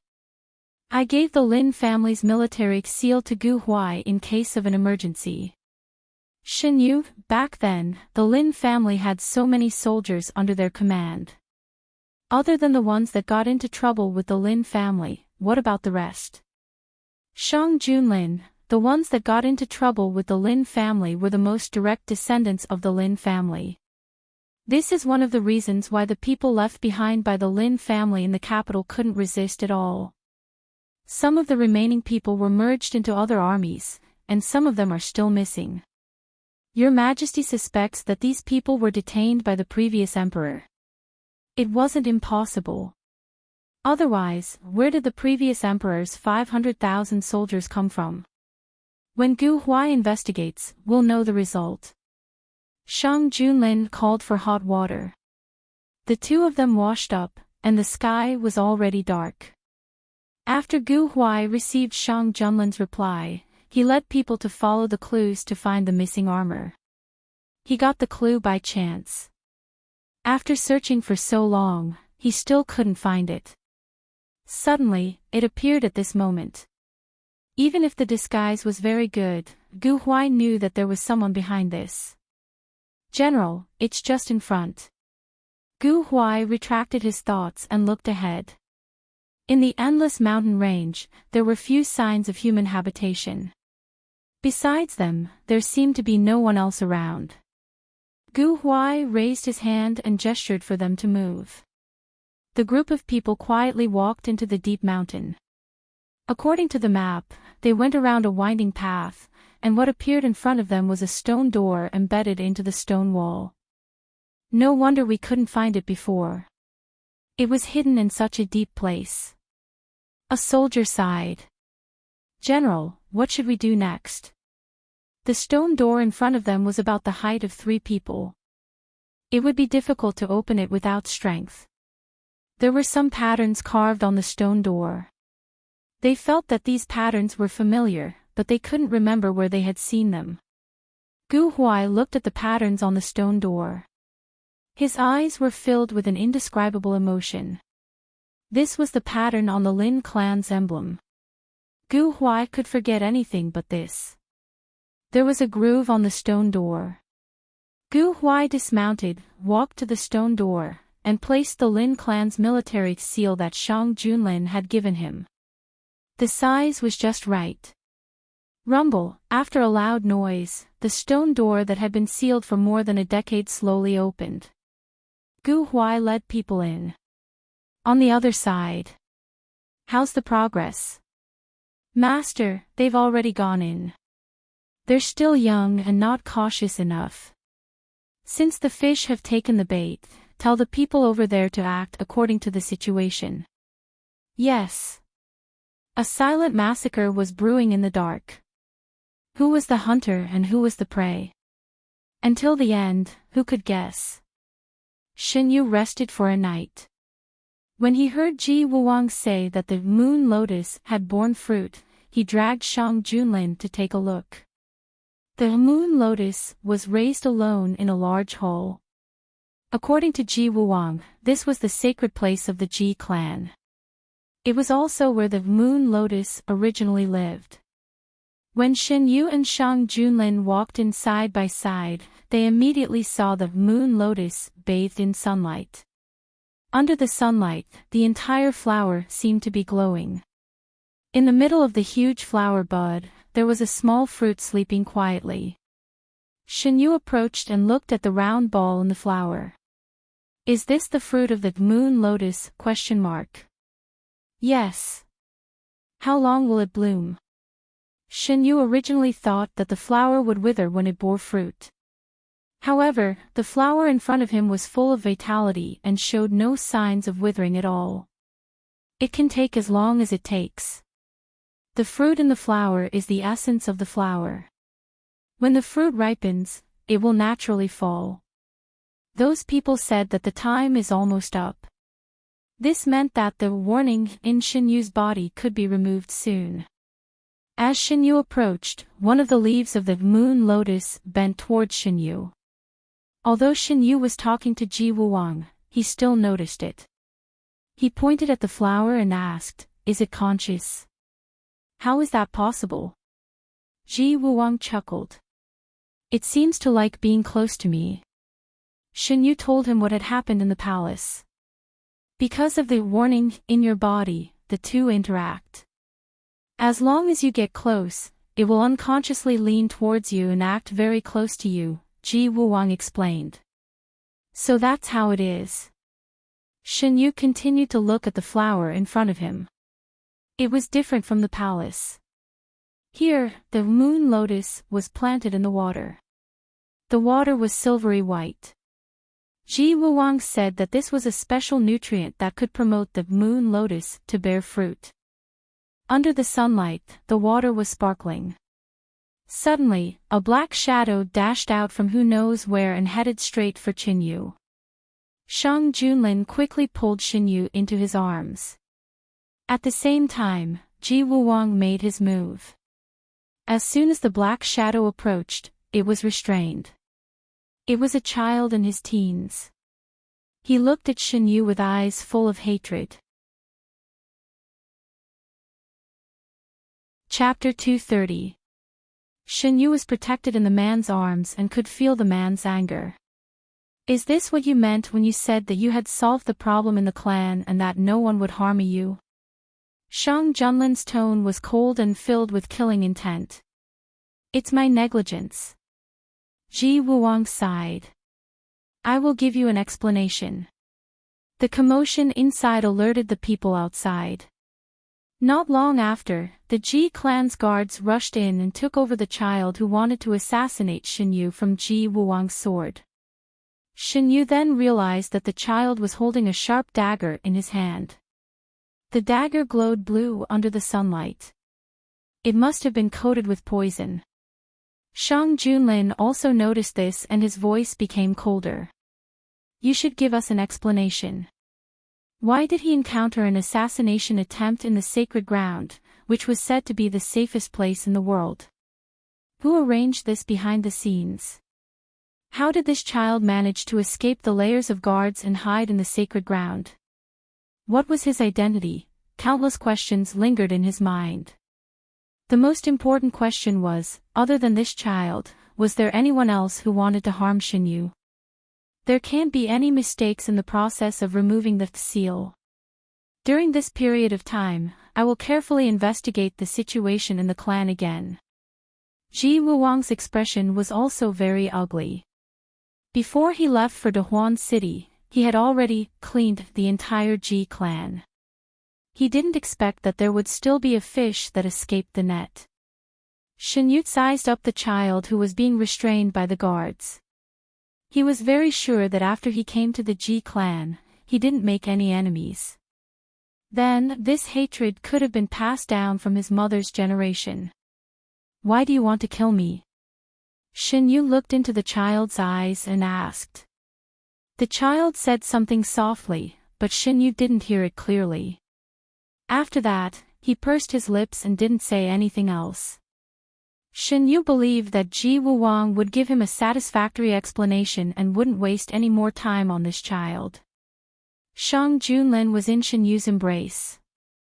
His body was tense and he was in a highly defensive position. The hidden dragon guards surrounded the two of them. I want to participate in the entire process. When Shang Junlin spoke, his cold gaze fell on the child. His meaning was self-evident. An elder beside Ji Wuwang who had rushed over upon hearing the news subconsciously refused, "This is the Ji family's matter, you." "Sure." Without waiting for him to finish, Ji Wuwang agreed. This matter involved Xinyu, which was equivalent to touching Shang Junlin's reverse scale. Ji Wuwang knew that it was unrealistic to not let Shang Junlin participate. The elder still wanted to say something, but when he saw Ji Wuwang's stern expression, he silently swallowed his words. Their family head, when it came to matters related to his younger brother, would not listen to the advice of others. Moreover, they were indeed in the wrong this time. Shang Junlin brought Xinyu back first, while Ji Wuwang led his men to detain the child. Along the way, Shang Junlin did not say anything. Xinyu held Shang Junlin's hand and scratched his palm. "Your Majesty, are you still angry?" Shang Junlin held his hand tightly. "I'm angry that I didn't discover the danger in advance." "How can this kind of thing be predicted in advance? Aren't I fine now?" "Your Majesty, don't think too much. With Your Majesty around, you won't let anyone hurt me, right?" "Yes, as long as I'm around, I won't allow anyone to hurt you in any way." After returning to the courtyard where they were temporarily staying, Shang Junlin went to Ji Wuwang's place to deal with the assassination. He would not let anyone who dared to harm Xinyu off easily. Ji Wuwang's men immediately went to investigate. There were not many people who could get close to the sacred grounds, so the scope of the investigation was narrowed down. Moreover, Ji Wuwang was not completely clueless. Xinyu did not go. He stayed in the house to recuperate. With Shang Junlin and Ji Wuwang's men guarding outside the house, the degree of danger was minimized. However, it was not completely free of danger. A maid walked over with snacks. Xinyu glanced at her face. It was a face that he had never seen before. Xinyu loved all kinds of snacks. Since Ji Wuwang brought him back, he would definitely treat him well. Every day, he would take turns making snacks and have a designated maid deliver them to him. Xinyu remembered the maid's appearance. She was not the same person who appeared today. He calmly retracted his gaze. This maid was able to get close to him, which meant that the hidden dragon guards and Ji Wuwang did not find anything wrong with her. However, this did not mean that there was nothing wrong with the maid. It was always right to be careful. "You don't have to bring it over. Just leave it over there." Xinyu pointed to the table on the other side. "Yes." The maid stopped in her tracks and was about to turn around. In the blink of an eye, the maid twisted her body strangely and pounced towards Xinyu. Xinyu dodged to the side and reached out to grab the maid's arm. A silver light flashed between the maid's fingers. Xinyu narrowed his eyes and saw that it was a long needle. He did not know where the maid had hidden it. Bang! The hidden dragon guards heard the commotion and broke through the window. They quickly restrained the maid and separated Xinyu from the danger. "I am late. Please forgive me." The leader of the hidden dragon guards knelt on the ground. Xinyu nodded. "Ask her who sent her and if she has any accomplices." Xinyu had encountered 2 assassination attempts in one day. However, his expression did not change at all. The hidden dragon guards sighed in their hearts. He was indeed someone who could win the Emperor's heart. Other than those who followed him, I spent many years to remove the remaining forces one by one. But I did not expect that even so, there were still people who secretly wanted to avenge him. Ji Wuwang said. "This is normal. He has been in the Ji family for so many years. There are people who are dissatisfied with his actions, but there are also people who support his actions." Shang Junlin said coldly. "What about the child's identity? Have you found out?" Xinyu asked. His mother was a maid who served the clan leader. She was quite useful. When that person left, he promised the maid that he would marry her when he returned. She believed him, but only received news of that person's death. Coupled with the fact that I had purged the clan's power on a large scale back then, she submitted herself to a wealthy merchant. After giving birth to the child, she has been instilling in the child the thought of avenging that person. Ji Wuwang replied. Using her own child as a tool for revenge. Shen Yu did not comment on this practice. Did she not think that she was deceived? That person left a small number of people for her. Because of this, she believed that she was not abandoned. This matter can help me eliminate the last batch of forces left behind by that person. It was impossible for a child to enter the heavily guarded Holy Land without anyone's help. Ji Wuwang could use this opportunity to wipe out all the hidden forces in one fell swoop. What about the maid who came to assassinate me alone? She seems to value that child very much. Shen Yu held Shang Junlin's hand in his hand and pinched it from time to time. Shang Junlin indulged his actions. When he heard about the maid who almost hurt Shen Yu, his doting expression instantly turned cold. Before she came on duty, she was responsible for taking care of the child. Moreover, they seem to think that the child is their clan leader's child. Whether this matter is true or not is not important. Ji Wuwang had been dealing with these people for a long time. He knew that it was difficult to change their minds. However, he did not intend to change their minds. He could just directly catch them and deal with them. Why waste his breath? In the next few days, there may be some turmoil in the clan's land. I will arrange for people to guard here and not let anyone disturb us. Shang Junlin did not care about the internal affairs of the Ji family. However, if it involved Shen Yu, Shang Junlin would definitely care. He reminded Ji Wuwang, "Don't forget what you promised me. I will leave them for you. You can deal with them however you want." Ji Wuwang nodded. He was referring to the two people who tried to assassinate Shen Yu. Time passed day by day. Shen Yu did not feel anything. However, he clearly felt that Shang Junlin was getting more and more uneasy. He did not know what the man was uneasy about.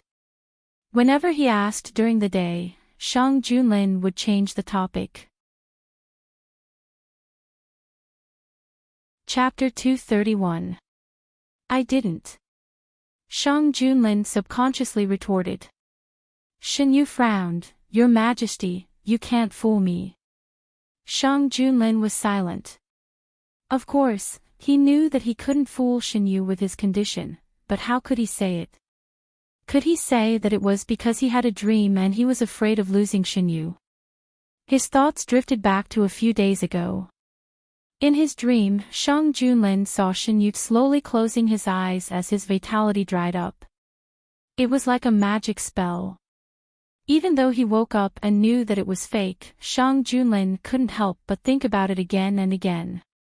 What if one day the things in the dream become reality? Shang Junlin didn't dare to think about his reaction if it happened. He knew that he couldn't bear such an outcome. After waking up that night, he opened his eyes and looked at Shen Yu for the entire night. It was as if he couldn't get enough of it. He didn't dare to close his eyes. He was afraid that if he closed his eyes, the scene in his dream would appear in his mind. In addition, the day when Shen Yu would remove the seal was approaching. Although he repeatedly confirmed that there wouldn't be any danger, he still couldn't feel at ease. In the dim candlelight, Shen Yu stared at Shang Junlin's eyes. He saw struggle, pain, uneasiness. He saw all kinds of emotions in Shang Junlin's eyes. In the end, these emotions were suppressed by their master and could no longer be seen. "If there's anything, Your Majesty can tell me.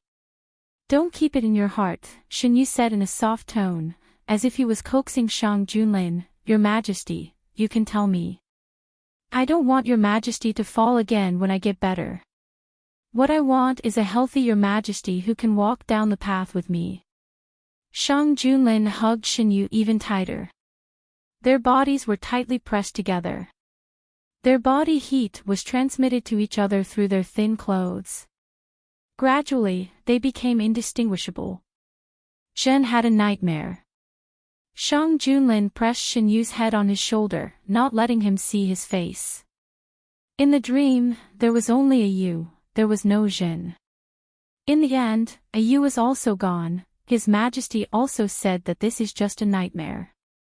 Shen Yu gently patted Shang Junlin's back and gently comforted him. Dreams can't be taken as reality. I'm here, in His Majesty's arms, and I will never leave. I know. I'm just a little scared. I can't lose you. Shang Junlin lowered his head and kissed Shen Yu's face. Yu, I love you very much. Shen Yu lay quietly in Shang Junlin's arms, letting him do whatever he wanted.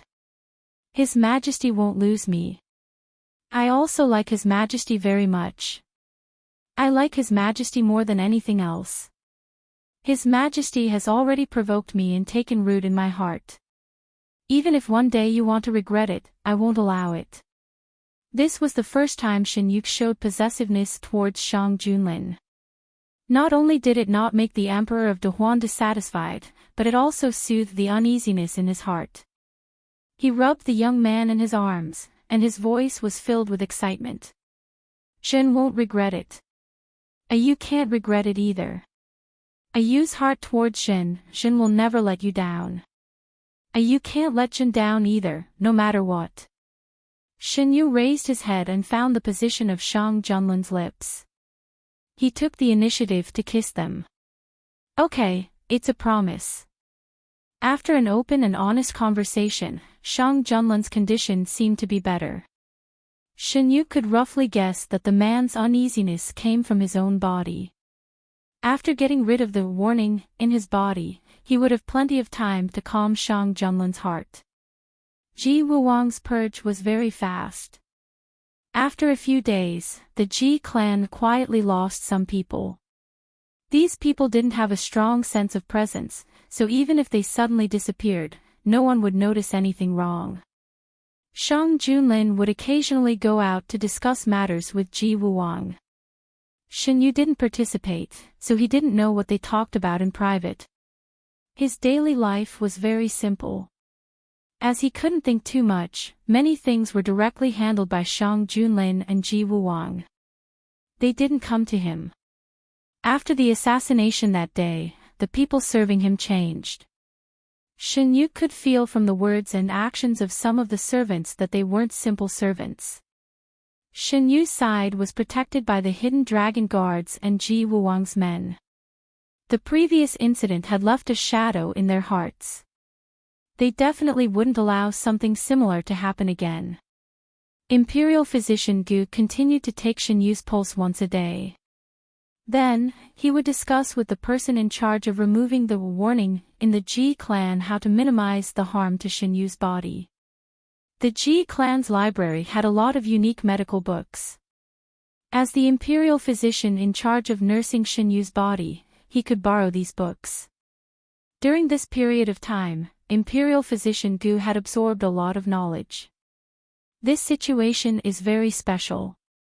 Although the warning will absorb the vitality in the body, to a certain extent, the existence of the warning also protects young Master Shen Yu's body. If it wasn't for the existence of the warning, his illness would be more serious than it is now. A member of the Ji clan said. Imperial Physician Gu was having a discussion with the person in charge of removing the warning in the hole. During this period of time, he had a better understanding of the warning.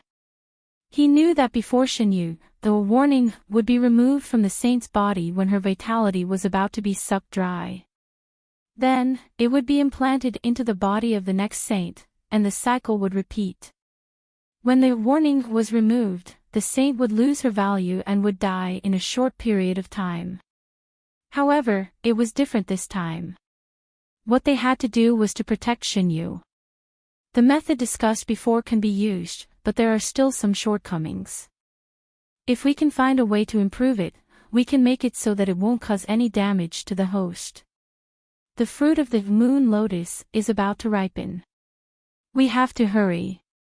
Imperial physician Gu also joined the discussion. In the beginning, he didn't have much authority among these people. However, after he quickly absorbed the knowledge related to the warning, his suggestions became more and more targeted.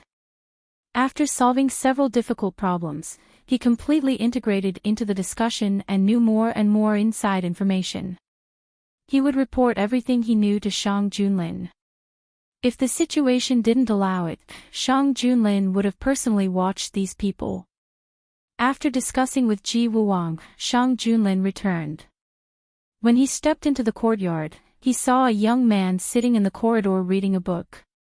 The young man was wearing a green robe. When he heard the footsteps, he put down his book and looked up. "Your Majesty, you're back." Shang Junlin walked over and picked him up. "Did you miss me? How long has your Majesty been away?" Shen Yu raised his eyebrows. "Even if I was away for a quarter of an hour, I was still thinking about you all the time." Shang Junlin sniffed Shen Yu's unique scent and gradually calmed down. The Ji clan was isolated from the rest of the world and almost couldn't feel the various disturbances in the outside world. In the palace, Fang Jun finished dealing with the matters at hand. A servant quietly pushed open the door and entered. "Sir, a secret letter from the capital." Fang Jun took the letter. After reading it, he placed the letter on a candle and lit it. Some people couldn't sit still anymore. The capital. Everything seemed to be the same as when Shang Junlin was here. However, those who were sensitive could faintly feel that a huge wave was brewing under the calm surface. Duan Darren was preparing to leave as usual when an uninvited guest appeared in the residence. "Sir, have you thought about it?" In the study, a man in grey sat opposite Duan Darren. He took out a brocade box from his sleeve. "This is a meeting gift from my master. I hope you like it. I'm now in the cabinet. Why do you think I can agree to your request? I believe you know the price of betraying His Majesty." Duan Darren didn't even look at the brocade box. "Sir, it's true that you're a cabinet minister. It's also because of this reason that you know better than anyone else about His Majesty's attitude towards the aristocratic families. His Majesty is suppressing the aristocratic families everywhere. Do you want to watch the aristocratic families fall step by step?" The man in grey's tone didn't change. Duan Darren was silent. After a long while, he compromised. "What do you want me to do?" The man in grey smiled. "Sir, you don't have to be nervous. You just need to delay the Prime Minister. As for what to do, when the time comes, someone will inform you. After the matter is done, my master will give you what you want as promised. Almost everyone in the capital is His Majesty's people. Even if he's not here now, what can you do?" Duan Darren seemed puzzled. "Sir, you'll know when the time comes. You're not willing to say anything. How can I believe you?" Duan Darren played with the cup in his hand. "I'm a first-rank minister after all. It doesn't seem like I need to take such a big risk. You entered the Duan residence alone. Aren't you afraid that I'll take credit for it?" The man in grey's expression changed slightly. Why did he dare to come alone? It was Duan Darren who revealed the information of cooperation. "Sir, your considerations are reasonable. Since you're already one of us, there's no harm in telling you in advance. We have people in the Imperial Army. When the time comes, we'll directly take control of the palace."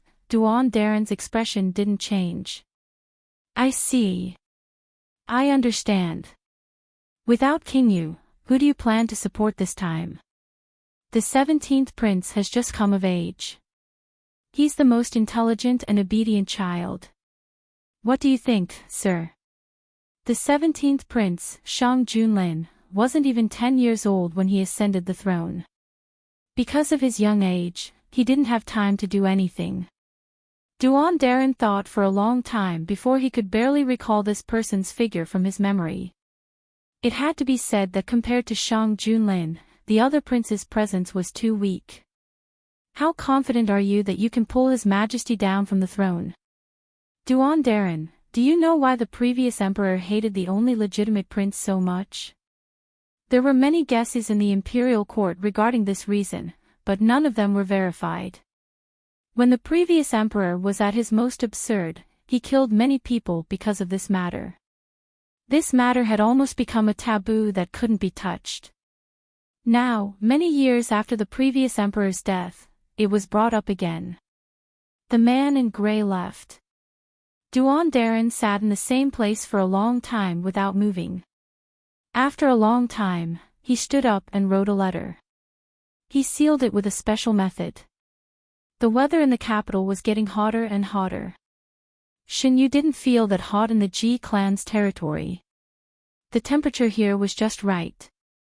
It really felt like he was in a palace somewhere to avoid the summer heat.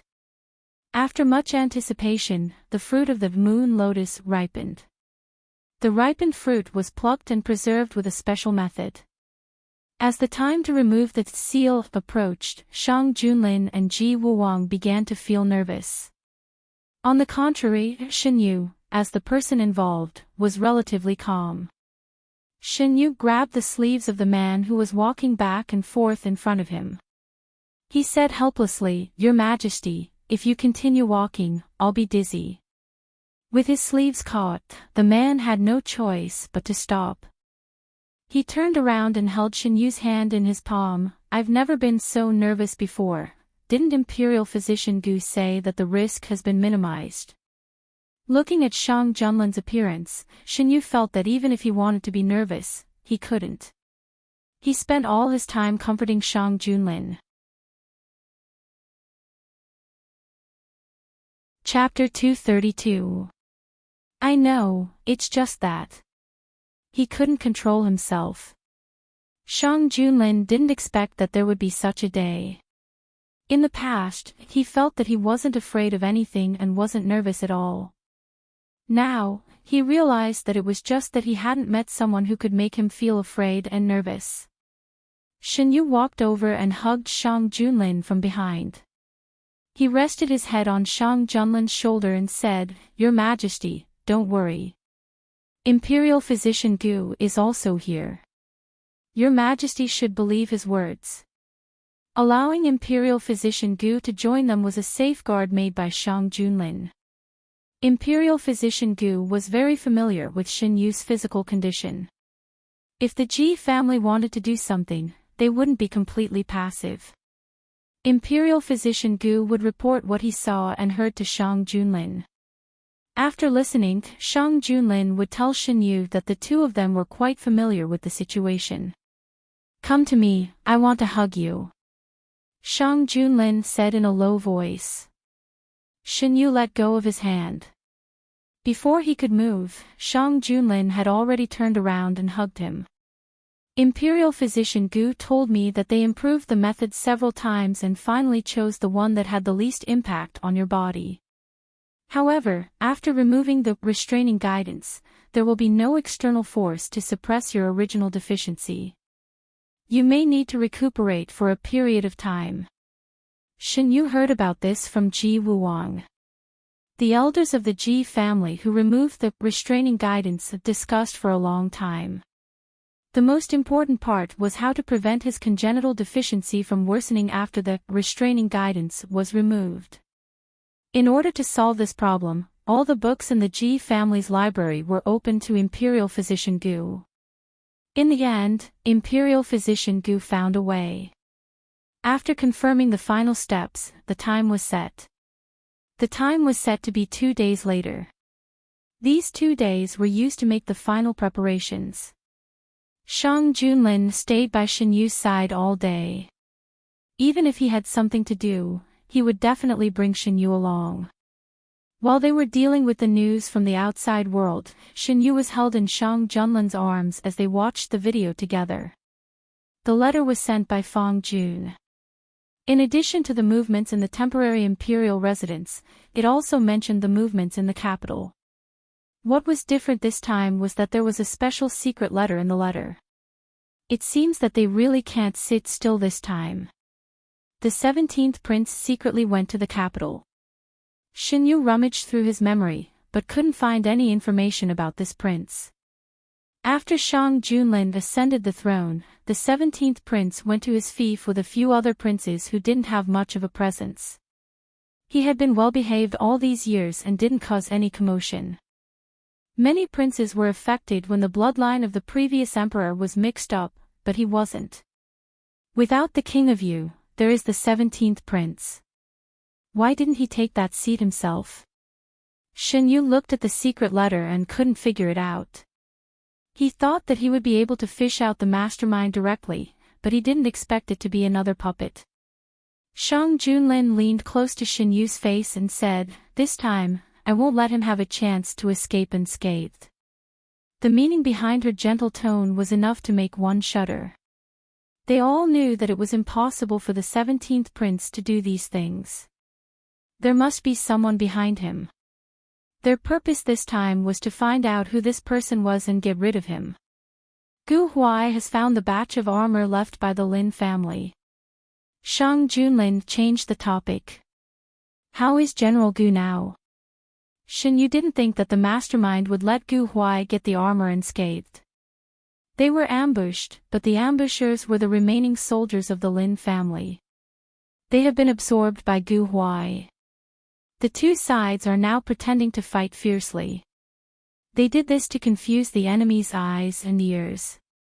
After Gu Huai led his men into the cave, they saw the missing armor of the Lin family. They didn't take the armor out immediately. Instead, they left empty-handed after checking it out. There were not only armors, but also other military supplies. There were several boxes full of weapons, but Gu Huai didn't let his men touch them. These things had been here for a long time, but no one took them away. It was as if they were waiting for them to come and take them. Gu Huai knew that things weren't that simple. He led his men out of the cave. They hadn't gone far when they were ambushed. The ambushers didn't have many people, but their fighting power was very strong. The two sides fought fiercely. At the critical moment, the leader of the other side saw the commander's seal in Gu Huai's hand. "Stop!" With the leader's order, the other side's people immediately stopped. Gu Huai also had his own people stop. The short confrontation made the two leaders understand that the two sides were evenly matched. If they continued to fight, both sides would suffer. The leader looked at the young general in front of him with a complicated expression. He asked in a hoarse voice, "Where did you get this commander's seal?" Gu Huai rubbed the commander's seal in his hand.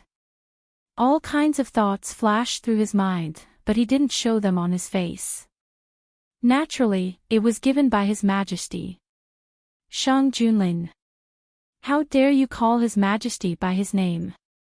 The soldiers standing behind Gu Huai subconsciously pointed their wooden cannons at the other side. The leader's men didn't pass on the responsibility and took an attacking stance. The atmosphere between the two sides was tense again. The leader waved his hand and signaled for the people behind him to relax. "It seems that you have a lot of faith in the current emperor of the Great Huan Kingdom. Who are you?"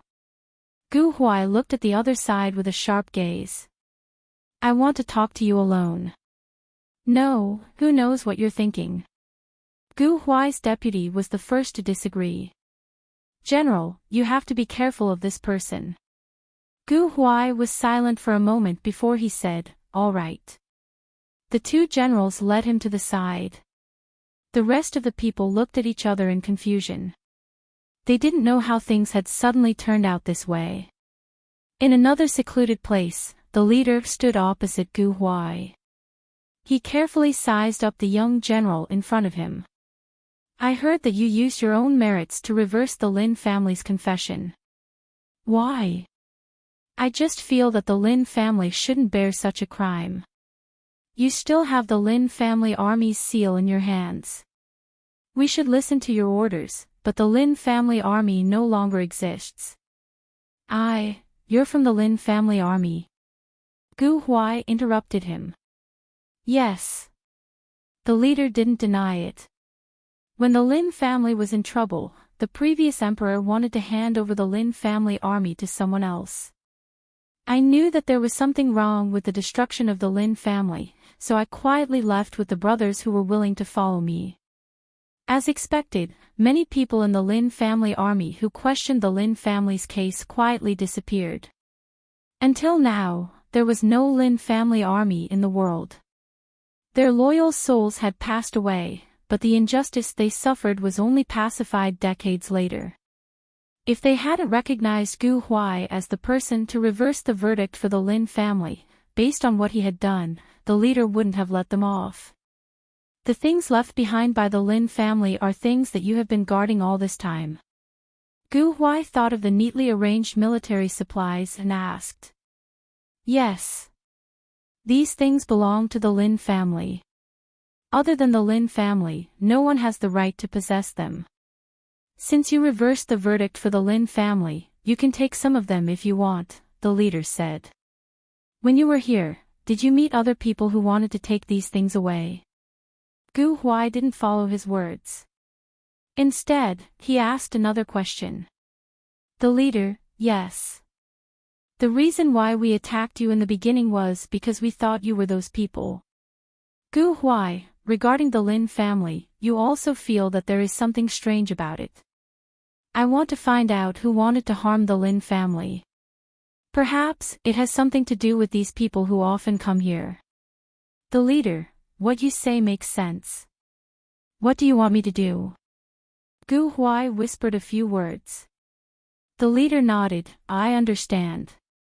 After the two returned, the two forces confronted each other and neither side gave in. The news here reached the ears of some people. After the subordinate reported it, he knelt on the ground and asked, Master, do we continue to wait? Wait until both sides are injured, then we will act. Yes. How is the 17th prince? He has already moved according to the master's orders. What about the capital? We have already persuaded Master Duan. Many aristocratic families and ministers are also willing to stand on our side. Very good. A carriage was heading to the capital in a low-key manner. Inside the carriage sat a 17 or 18-year-old boy. Beside him was a beardless man with a pale face. Do you think we can really succeed? The boy opened the carriage curtain and asked. With the help of that master, of course we will succeed. Your Highness, don't worry. Just do as he says. I have a feeling that it won't be so easy to succeed, the boy muttered. He had once seen his imperial brother from afar. That was the appearance of a real monarch. He felt that he could defeat him. In that kind of environment, he was able to kill his way out. Why did these people think that they could easily seize the throne from him? He couldn't understand. He also had no choice. Everything in the capital was still in order. The people lived and worked in peace. They didn't know that under the calm surface, there was a turbulent undercurrent. The weather this year is really hot. Fortunately, there is cheap ice for sale. Otherwise, I don't know how to spend the summer.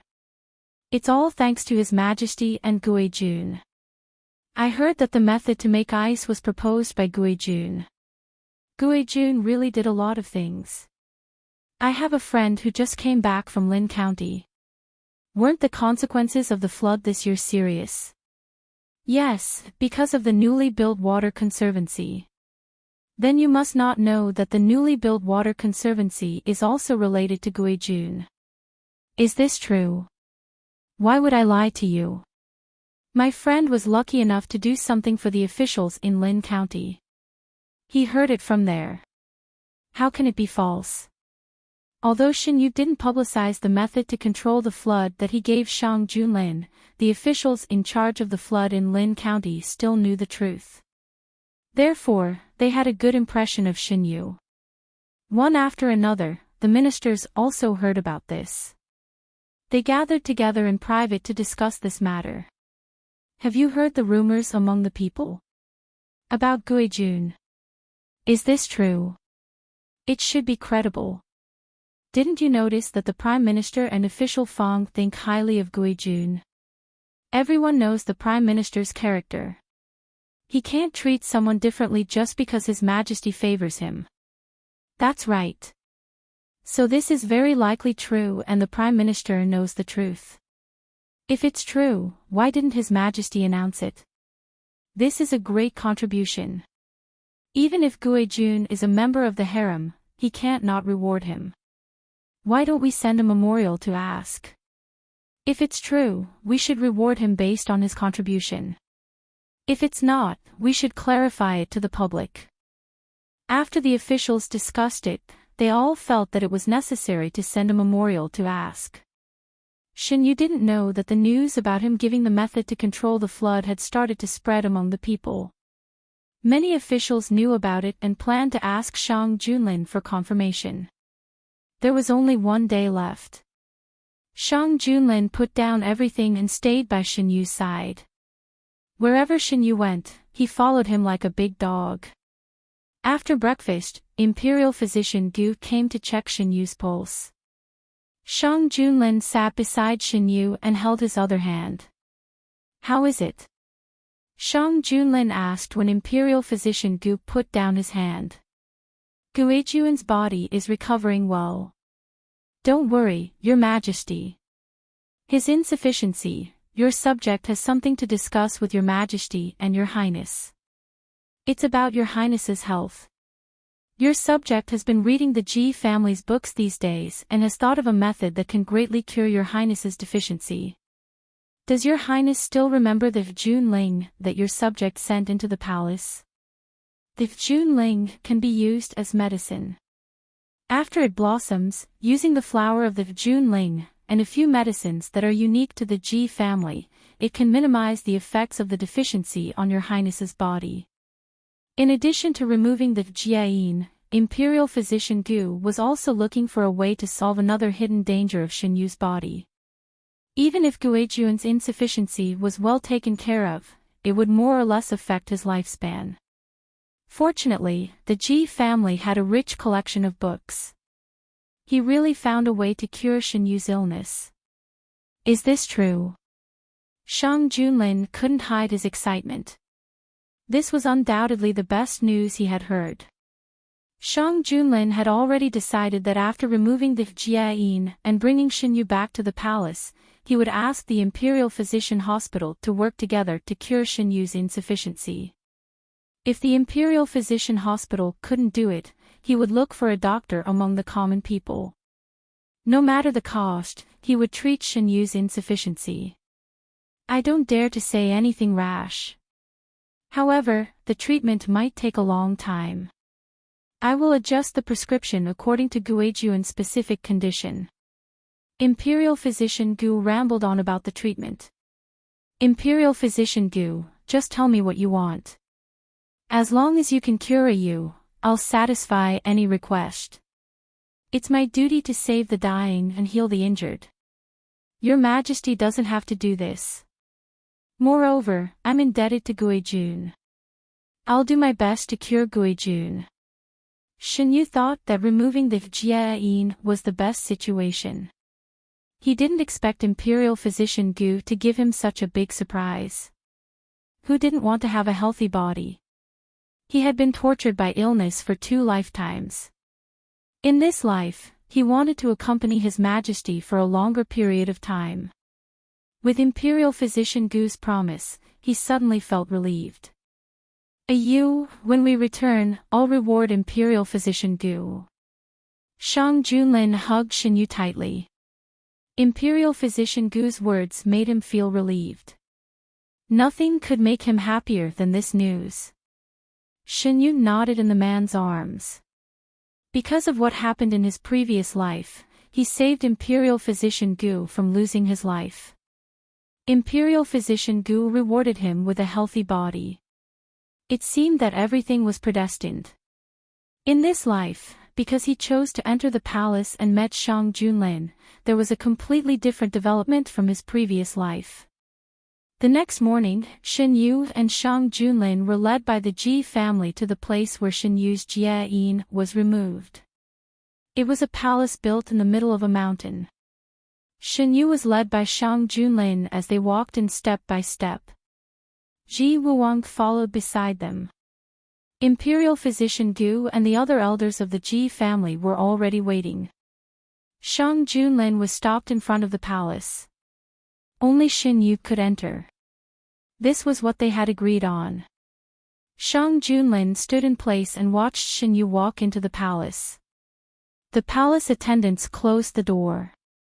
Shen Yu turned around at the last moment before the door was completely closed. "Your Majesty, wait for me." Chapter 233. Shang Junlin subconsciously walked forward. "You can't go over," the attendant blocked his path. Shang Junlin stopped and watched as the door closed bit by bit. Only when the door was completely closed and he could no longer see the person inside did Shang Junlin retract his gaze. "Don't worry, the elders will return you a healthy Xiao Yu." Ji Wuang patted Shang Junlin's shoulder to comfort him. During this period of time in the Ji clan, Ji Wuang could feel how important Shen Yu was to Shang Junlin. How much a person loved someone could be seen through their words and actions. Shang Junlin's every action showed how much he cared about Shen Yu.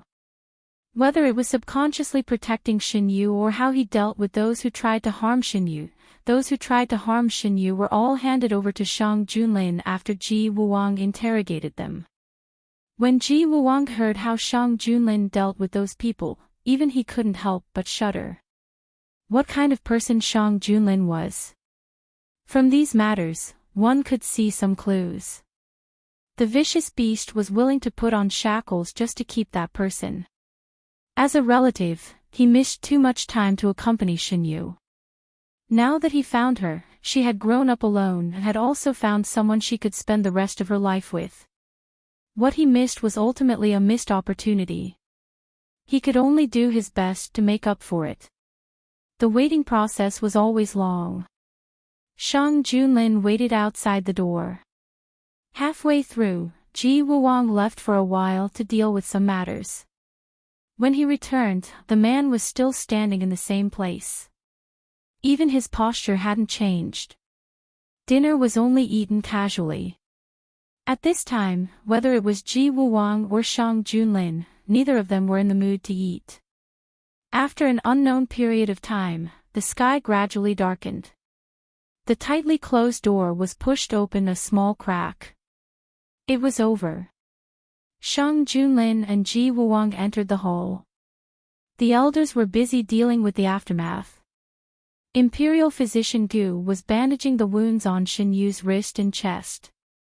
A young man in a white robe without a speck of dust was lying on the huge stone bed. His eyes were tightly shut, as if he was an immortal who had accidentally fallen into the mortal world and was sleeping here. "Your Majesty." Imperial Physician Gu stood up and bowed. "No need to be so courteous. How is you?" Shang Junlin walked to the side of the stone bed and looked at the young man lying on it. "The prohibition in your body has been successfully removed. All you need to do now is rest well," Imperial Physician Gu replied. "When will little you wake up?" Ji Wuang asked. "If it's short, he'll wake up tomorrow. If it's long, he'll wake up within 5 days." Shen Yu had a very long dream. When he woke up, everything in the dream had disappeared. He only vaguely remembered that it was a dream that made people feel happy. When he woke up, his body felt indescribably relaxed. The room was quiet. Shen Yu opened his eyes and saw darkness. His wrist and chest hurt a little. He subconsciously wanted to raise his aching wrist to take a look. His hand felt restrained. His movement woke up the man who had fallen into a short sleep. His hand was grasped by a strong hand. The man's slightly hoarse voice sounded, "You is awake. Your Majesty. It's me." Shang Junlin stood up and lit the candle. Shen Yu saw that the man's eyebrows were full of fatigue. He couldn't help but ask, "Did I sleep for a long time?" "Not long. Today is the third day." Shang Junlin sat by the bed and stared at Shen Yu as if he couldn't get enough of him. Shen Yu touched his face and saw that his wrist was wrapped in gauze. This was the wound from the treatment. Shen Yu was still conscious at that time. He stared at his wrist for a long time. Shang Junlin thought that he was in pain and gently held his wrist. "Does it hurt?" "A little." "Your Majesty, help me up. It's uncomfortable to lie down for a long time." Shang Junlin supported Shen Yu's back and helped him up. "The wound on your body needs some time to heal." Yu is finally awake. A gentle kiss fell on his forehead. Shen Yu blinked. His long eyelashes fluttered like butterfly wings. The man's gentle kiss gradually moved down and fell on his wings. There was no lust in the kiss. There was only intimacy and joy of regaining what he had lost. Shen Yu leaned on Shang Junlin's chest. The man's heartbeat was steady, just like the feeling he gave Shen Yu. "Your Majesty, you waited for me." Shen Yu reached out and touched the man's face. "Yes, I waited for you. From now on, I will never let go." Shang Junlin rubbed Shen Yu's hand. He couldn't remember how he waited for the past few days. Every moment, he prayed that Shen Yu would open his eyes. But the young man just slept peacefully. There was no sign of him waking up. Shang Junlin didn't know how many times he had expected and was disappointed. His heart gradually became numb. Halfway through, Imperial Physician Gu came to change Shen Yu's medicine several times. He repeatedly assured that Shen Yu was sleeping to heal himself and would wake up soon. The Ji family's elder who removed Shen Yu's abstinence inducer also said that it was normal. Only then did Shang Junlin calm down. When Shen Yu woke up, the low pressure that lingered around the small courtyard was swept away. After Ji Wuwang received the news, he rushed over with several elders of the Ji family. "Little Yu, you finally woke up.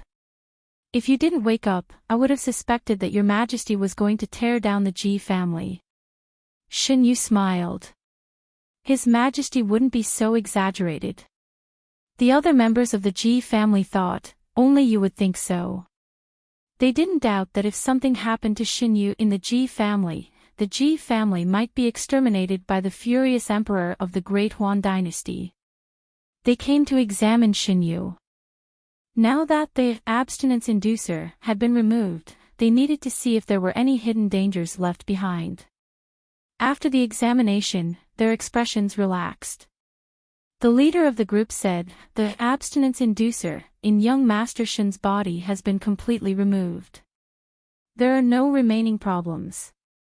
It was more successful than they had imagined. In the following days, Shen Yu stayed in the clan to recuperate. When the wounds on his body were healed, they could go back. In order to stay by Shen Yu's side, Shang Junlin hadn't dealt with the outside world for several days. Shen Yu felt a little helpless when he saw this person staying by his side all day long. "Your Majesty, don't you have to deal with the matters in the capital?" He hadn't forgotten that before they came here, they had set up a trap for the people outside. "You will accompany me." Shang Junlin rubbed his face against Shen Yu's. Shen Yu couldn't drive them away. As long as he agreed with Shang Junlin, he would deal with them together. For the time being, there wasn't any big trouble in the capital. Everything was going according to plan. Fang Jun had found several unknown forces gathering and had sent people to investigate. "These people, don't tell me they want to stop us from returning to the capital." Shen Yu looked at the news from the palace and pondered. "I brought a small number of people to the palace to avoid the summer heat. Such a good opportunity. If someone really wants to do something, they won't let go of this opportunity. Shang Junlin wasn't surprised. Shen Yu thought about it and agreed. Shang Junlin's initial plan had grasped this point. The truth was just as they thought. The people behind the scenes felt that this was a rare opportunity.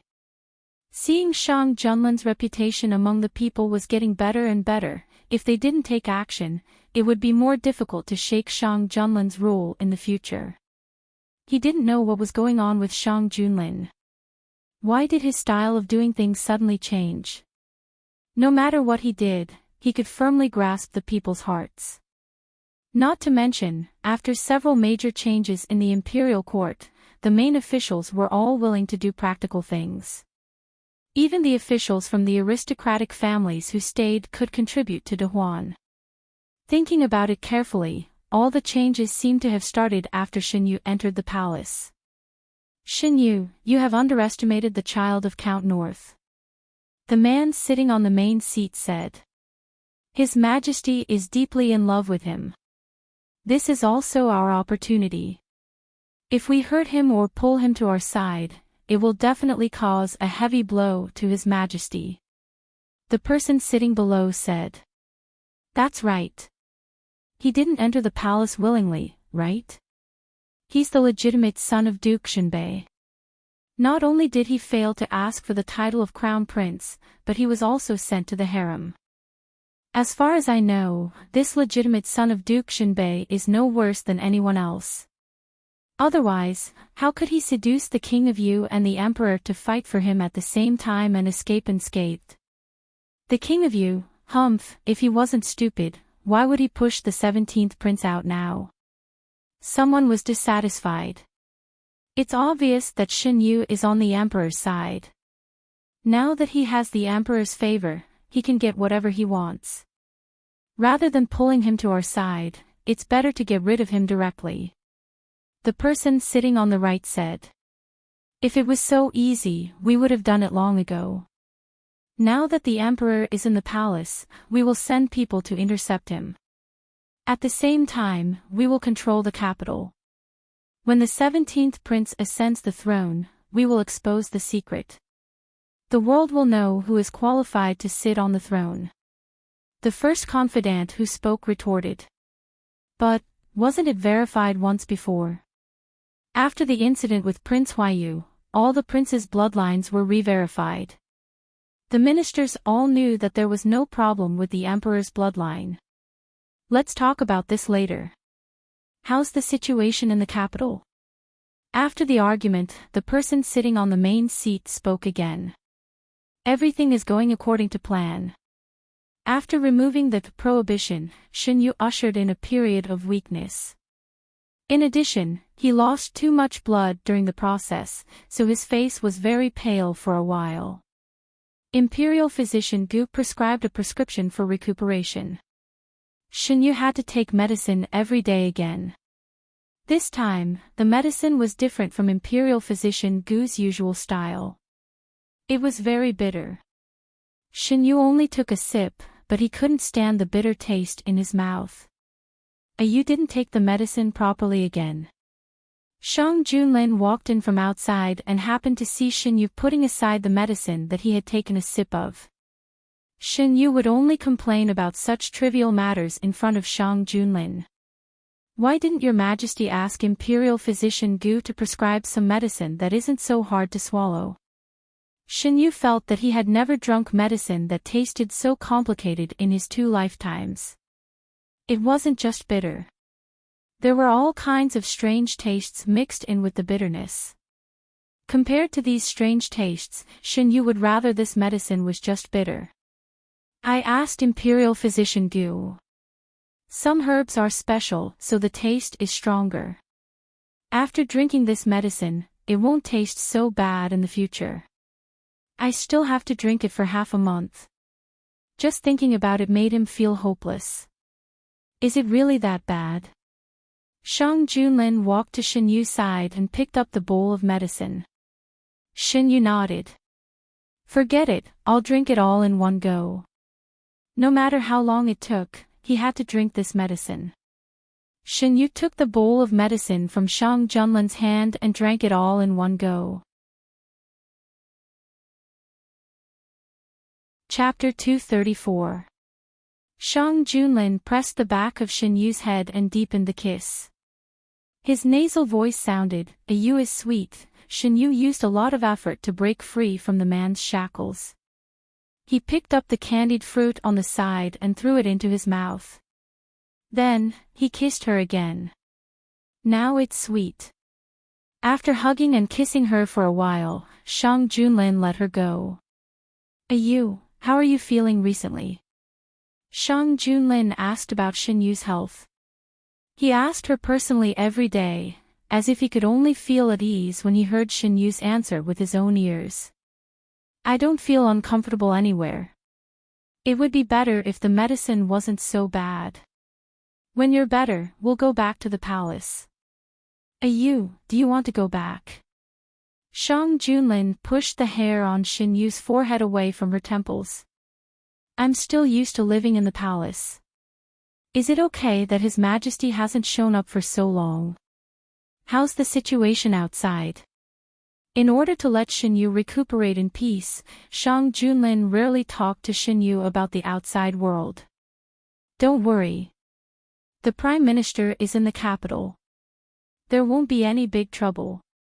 Gu Huai has already recognized the Lin family army left behind by the Lin family. They have a common enemy, so they will stand on one side," Shang Junlin said. "Has General Gu found out who attacked the Lin family back then?" Shen Yu asked. "The real culprit has already been dealt with. However, there is still a hidden force behind this matter. The abnormality of the Lin family was caused by this force.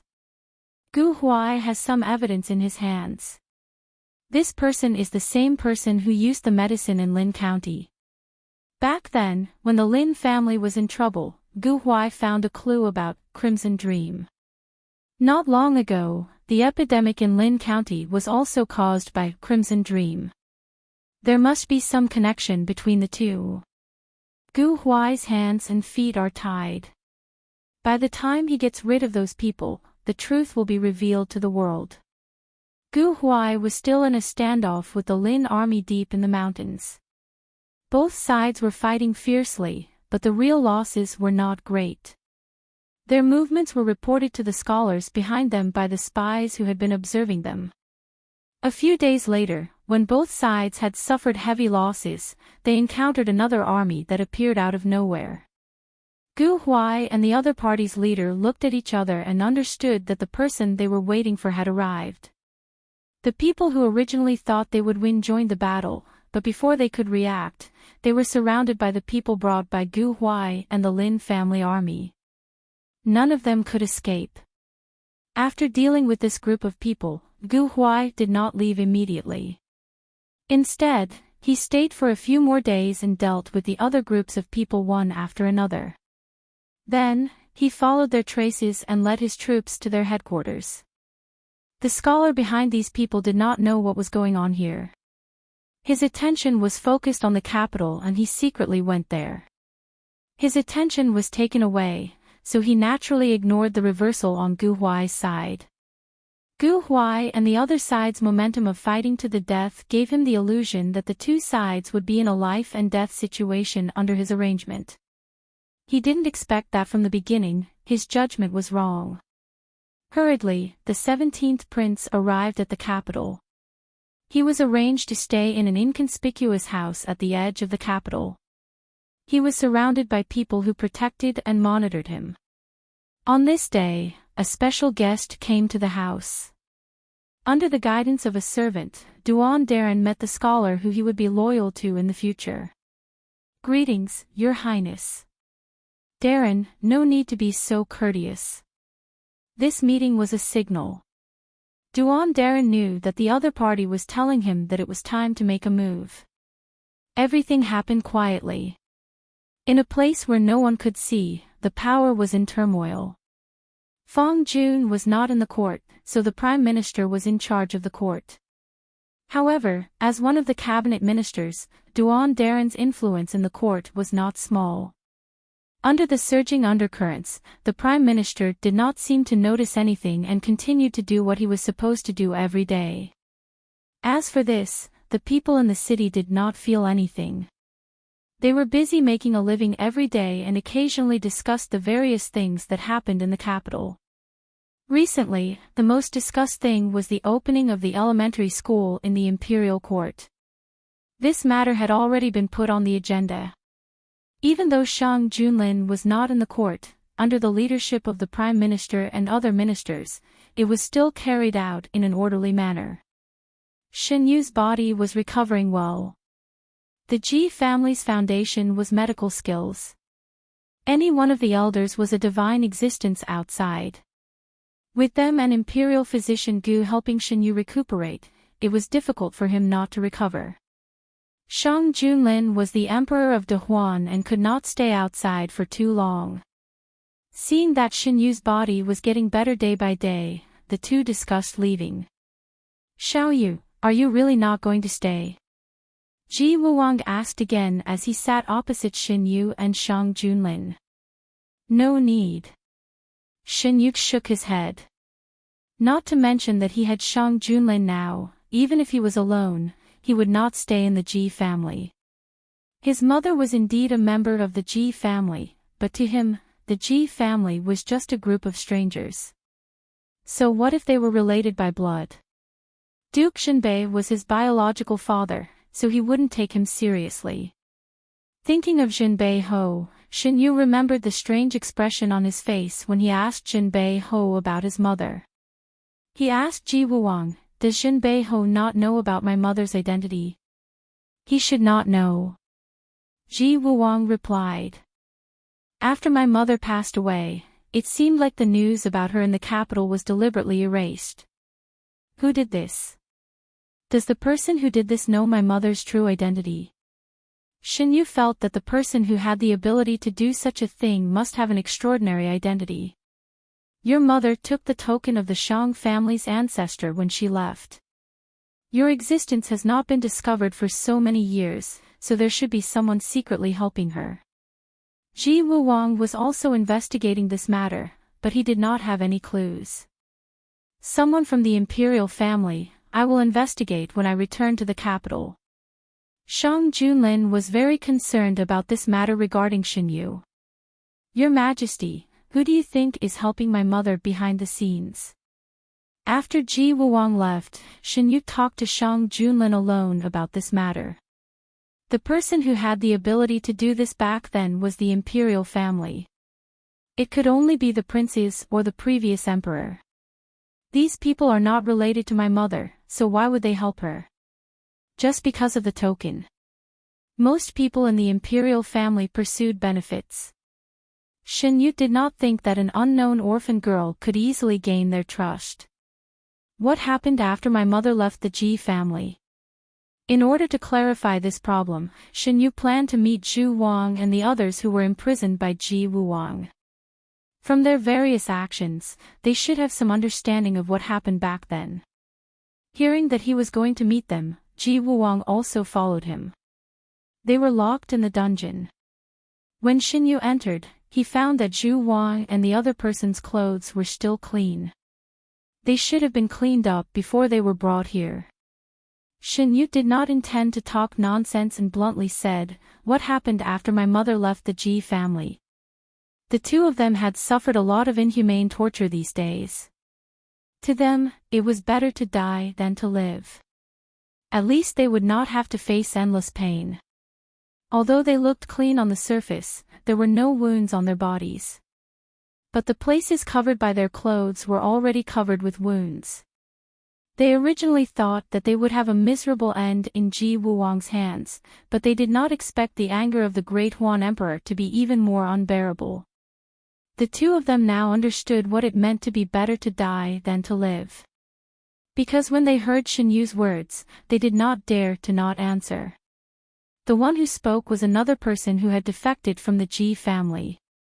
He said, after the Holy Maiden left the Ji family, the first thing she did was to shake off the pursuit of the Ji family's patriarch.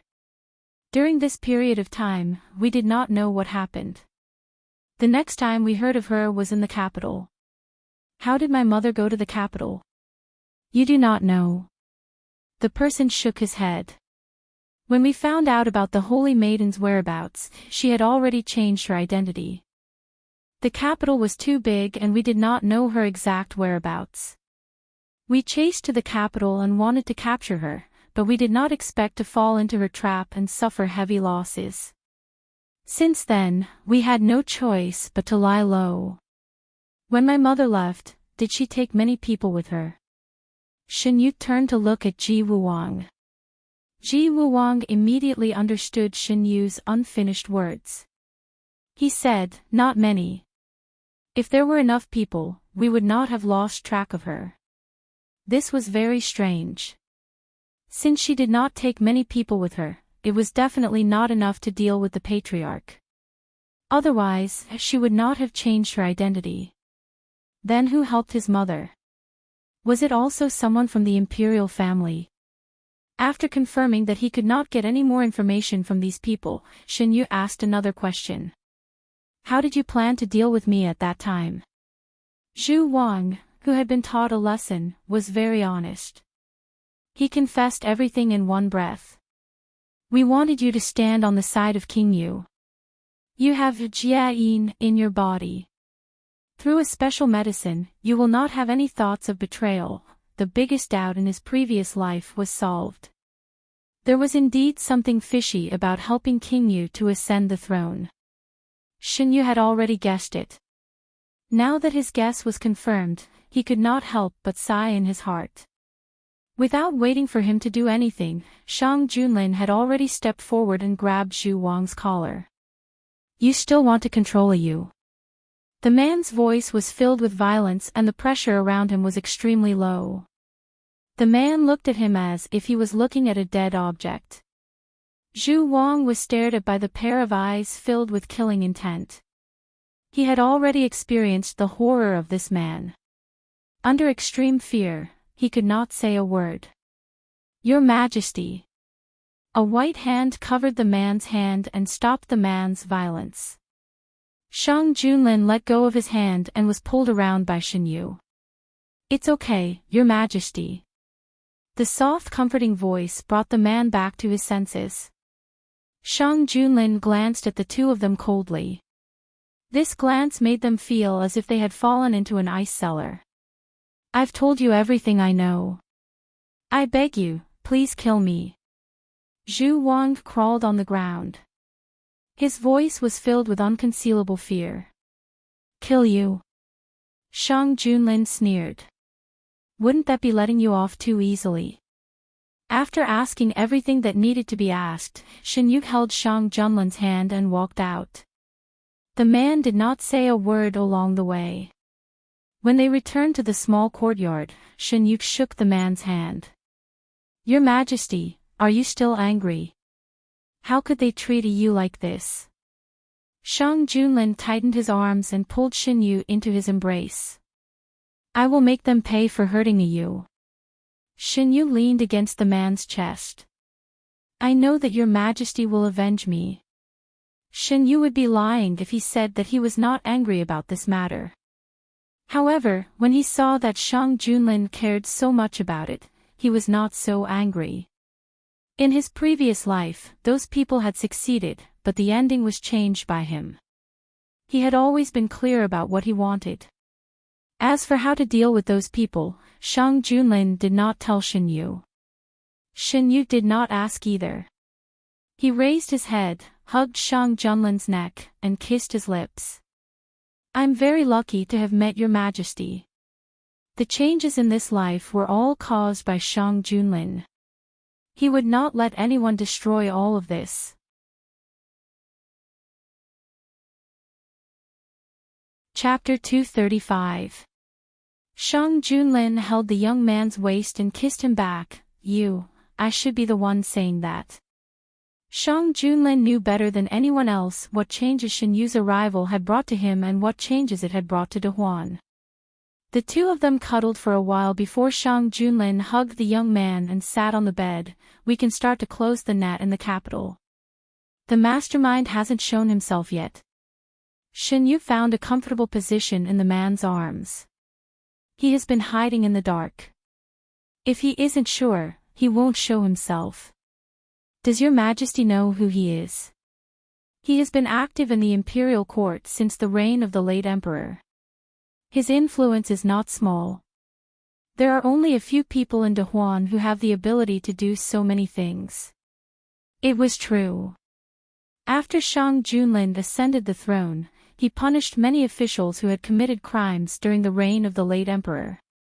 Until now, the imperial court had changed a lot.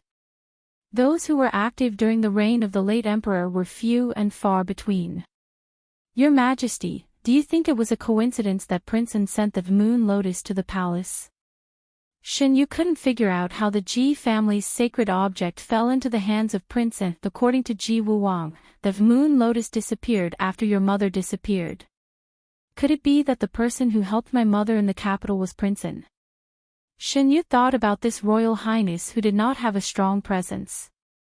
According to the time, Prince An was already a vassal at that time. Prince An's fief was not far from the Ji family's land. It would make sense if his mother met Prince An after she left the clan's land. Shen Yu and Shang Junlin voiced their speculations. Could it be that after my mother left the Ji clan, she met An Wang? She had a token from the royal family in her hands, and under An Wang's protection, she escaped the pursuit of those people. Otherwise, how could it explain the time when his mother disappeared after she left the clan's territory and arrived at the capital? I asked the hidden dragon guards to investigate King An's movements during that period of time. There was a period of time when King An's fief was heavily guarded. It lasted for about 2 months. After that, the security of the fief returned to normal. Coincidentally, it was the late emperor's birthday and King An went to the capital in the name of celebrating the birthday. The timing was almost right. Shen Yu lowered his eyes and pondered. Could his mother's matter be related to Prince An? Anyway, it was better to have a clue than to have no clue at all. Shen Yu thought that he should ask the people of Yinghua to check it out after he went out. I will send someone to investigate Prince An. If it is really related to him, I will have him come to the capital. As for what happened back then, we will know when we meet him. Shen Yu nodded. His body was getting better day by day. In the blink of an eye, they had already stayed in the Ji clan for more than a month. Seeing that Shen Yu's body had almost recovered, Shang Junlin set a date to leave. Will you be reluctant to leave? Shang Junlin turned to ask Shen Yu after he finished instructing the hidden dragon guards. Shen Yu was flipping through the books that he found in the Ji clan's library. What are you reluctant to leave? Shang Junlin walked over and pinched Shen Yu's face. After careful care, Shen Yu's face had gained some weight and his complexion was much better than before. I am reluctant to leave. After all, he was Shen Yu's blood-related family. Shang Junlin was worried that Shen Yu would want to stay. After a period of time, Shen Yu seemed to have accepted Ji Wuwang as his elder brother. Ji Wuwang also told the clan about Shen Yu's true identity. Both parties got along better and better. When Ji Wuwang was not busy, he would look for Shen Yu and tell him about the clan situation and the interesting things that happened in the Ji clan in the past. Why is your majesty still worried about this? Shen Yu turned around and faced Shang Junlin. He placed his hands on the man's shoulders. Wherever your majesty is, I will be there. No matter how good this place is, how can it be better than being by your majesty's side? Shen Yu's words comforted Shang Junlin greatly. He lowered his head and rubbed his forehead against Shen Yu's. Is there such a good person by my side? Shen Yu stared into the man's inky black eyes and arched his eyebrows. Your majesty is the master of the Great One Kingdom, you should have more confidence in yourself. In this world, who can compare to your majesty? Even if there is, your majesty will always be number one in my heart. Did you eat honey today? Why is your mouth so sweet? Shang Junlin smiled. Why don't your majesty try it and see if it is sweet? Shang Junlin's eyes deepened and he lowered his head to kiss the young man's lips. Their breaths mingled. Shen Yu slowly closed his eyes and immersed himself in the kiss. In a daze, he heard the man's low and magnetic voice. It's very sweet. 2 days later, Shen Yu and Shang Junlin left the Ji clan. This time, Ji Wuwang didn't go with them. He only sent some people to escort them. After dealing with the clan's matters, brother will go to the capital to find you. Ji Wuwang looked at Shen Yu who was standing opposite him. The Ji clan had been hiding from the world for hundreds of years. It was impossible for them to hide from the world forever. Now that the outside world was stable, it was time for them to go out and take a look. Ji Wuwang had been busy with this matter. Moving the clan was not a small matter. As the clan leader, he needed to stay and deal with the corresponding matters. Shen Yu knew that Ji Wuwang wanted to bring the clan back into the world. During this period, the three of them would sometimes gather together to discuss this matter. They discussed where to move the clan, the specific future development, and other issues. If there's anything, you can come and find me, Shang Junlin said. Not to mention that Ji Wuwang was Shen Yu's brother, Shang Junlin was willing to make things easier for him because Ji Wuwang helped Shen Yu remove the seal. Because of Shen Yu's health, they left in a carriage. The speed was much slower than when they came. Halfway through the journey, Shang Junlin received a secret letter from the palace. The secret letter was from Fang Jun. After reading it, Shang Junlin ordered them to change their route and go directly to the capital. What's wrong? Looking at Shang Junlin's serious face, Shen Yu asked. The fish took the bait. Shang Junlin handed the secret letter to Shen Yu. After reading it, Shen Yu understood why Shang Junlin wanted to go directly to the capital. The palace was their bait. Now that the other party had taken action, they naturally wanted to catch the biggest fish. The capital. Hasn't there been any news from the palace? In the main hall, all the officials gathered together. One of the officials couldn't help but ask. They had lost contact with the palace 3 days ago. On the first day, the officials didn't pay much attention to it. They just thought that something had gone wrong. But after 3 days, there was still no news from the palace. Many of the officials panicked. They tried to contact the people over there, but the news was like a stone sinking into the sea. There was no reply at all. Summer is already over. Why hasn't His Majesty brought His Majesty back to the capital? I heard that His Majesty is also living in seclusion in the palace. What happened? One question after another was thrown out, but no one could answer. Even the Prime Minister, who didn't like noise, didn't say anything this time. All right, everyone, calm down. Something might have gone wrong. His Majesty is in the palace. There are also soldiers and horses escorting him. Nothing will happen. Duan Darren coughed lightly and comforted them. A few of the officials looked at each other. One of them stood up and said, even if it's to avoid the summer, it should be over. There's no reason that His Majesty hasn't returned yet. What happened at the palace? Someone should give us an explanation. The problem is that we can't get in touch with the palace. I wrote a letter to Lord Fong a few days ago and haven't received a reply. I think we should send someone to the palace to find out what happened. This suggestion was unanimously approved. But, which lord should go? When this question was asked, the main hall fell into a short silence. Choosing a candidate was indeed a problem. The main problem was that they didn't know the situation at the palace. If there was nothing wrong, wouldn't going there rashly offend His Majesty? Wouldn't it affect their own careers? If something really happened, would the people who went be able to solve it? This wasn't a good task. No one volunteered. Everyone was weighing the pros and cons. After a final discussion, a general was chosen to lead a small group of soldiers to the palace. The person who was assigned the task was a general who had confronted the King of Yu's army. This person was chosen by Lord Duan. The Prime Minister didn't have any objections. The two powerful officials didn't have any objections. The remaining officials didn't dare to have any objections. Before leaving, the Prime Minister walked up to Lord Duan and asked, "Why did you choose this person?" Lord Duan narrowed his eyes. "Prime Minister, do you have a better candidate in mind?" "I just hope that Lord Duan won't make the wrong choice." The Prime Minister's tone was as calm as ever. "I know what I'm doing. There's no need for Prime Minister to worry.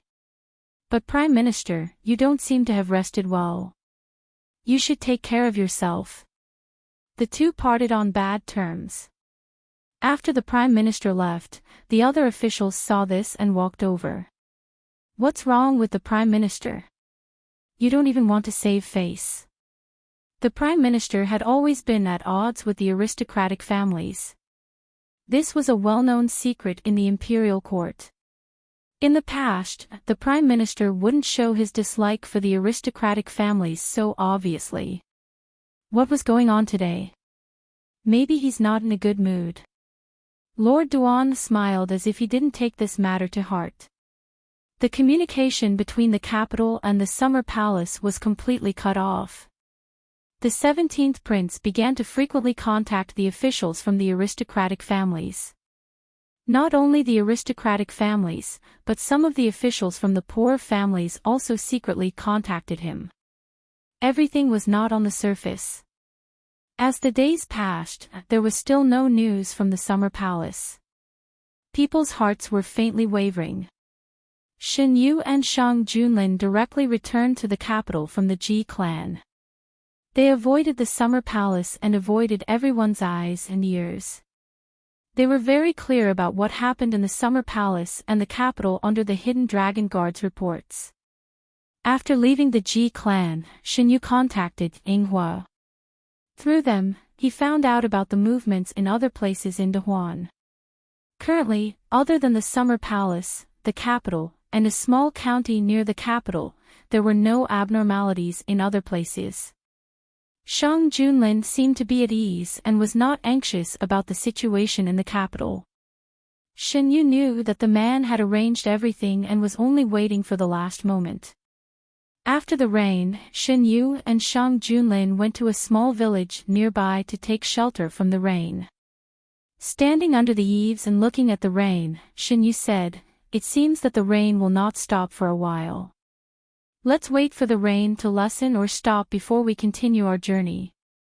Shen Yu moved to the side and rubbed against the man's arms. "Last time in the capital, we also took shelter from the rain in a farmer's house like this." Shang Junlin hugged the person in his arms tightly to prevent the cold from entering. "Yes, at that time, you fell asleep directly. I had to carry you back. Come in and have a cup of hot water." Shang Junlin brought Shen Yu into the house. There were already 2 cups of hot water on the table. Shen Yu walked over and picked up the teacup, but did not drink it. "Your Majesty, this cup, it's an imperial item."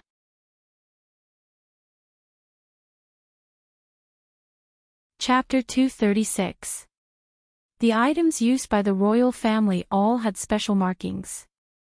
Although the cup looked ordinary, it was made of good quality material. No matter what, such a cup should not appear here. The place where they took shelter from the rain was a village at the foot of the mountain. The people living here were almost isolated from the rest of the world. Before they settled down, the Hidden Dragon Guards had already checked and found that there were no problems with the people here. Why would there be an item used by the royal family in such a remote village? Shen Yu turned the cup and looked at the cup in his hand. In fact, he was quietly looking around. Other than the 2 cups, there was nothing wrong with the room. "Auntie, where did you buy this cup? I like it very much and want to buy a set to bring it back." Shen Yu retracted his gaze and asked casually. Young master, are you talking about this cup? It was not bought. It was washed down from the mountain when it rained heavily. At that time, many things fell down from the mountain. Everyone in the village brought back the things that could still be used. We thought that a wealthy family was in trouble and sent people to the mountain to search for them. However, we could not find them. Which mountain is it? The one in front. The auntie pointed to the southwest direction. There was a towering mountain there. If it was not for the sudden rain, Shen Yu and the rest would not have passed by it. After drinking a cup of hot water, their bodies warmed up. Shen Yu and Shang Junlin sat in the room and waited for the rain to stop. The auntie went to work and only Shen Yu and Shang Junlin were left in the room. Shen Yu held the teacup and rubbed the sides of the cup. He asked, "Your Majesty, do you want to take a look at that mountain?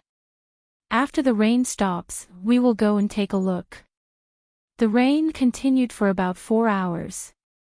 After the rain stopped, Shen Yu and Shang Junlin did not set off immediately.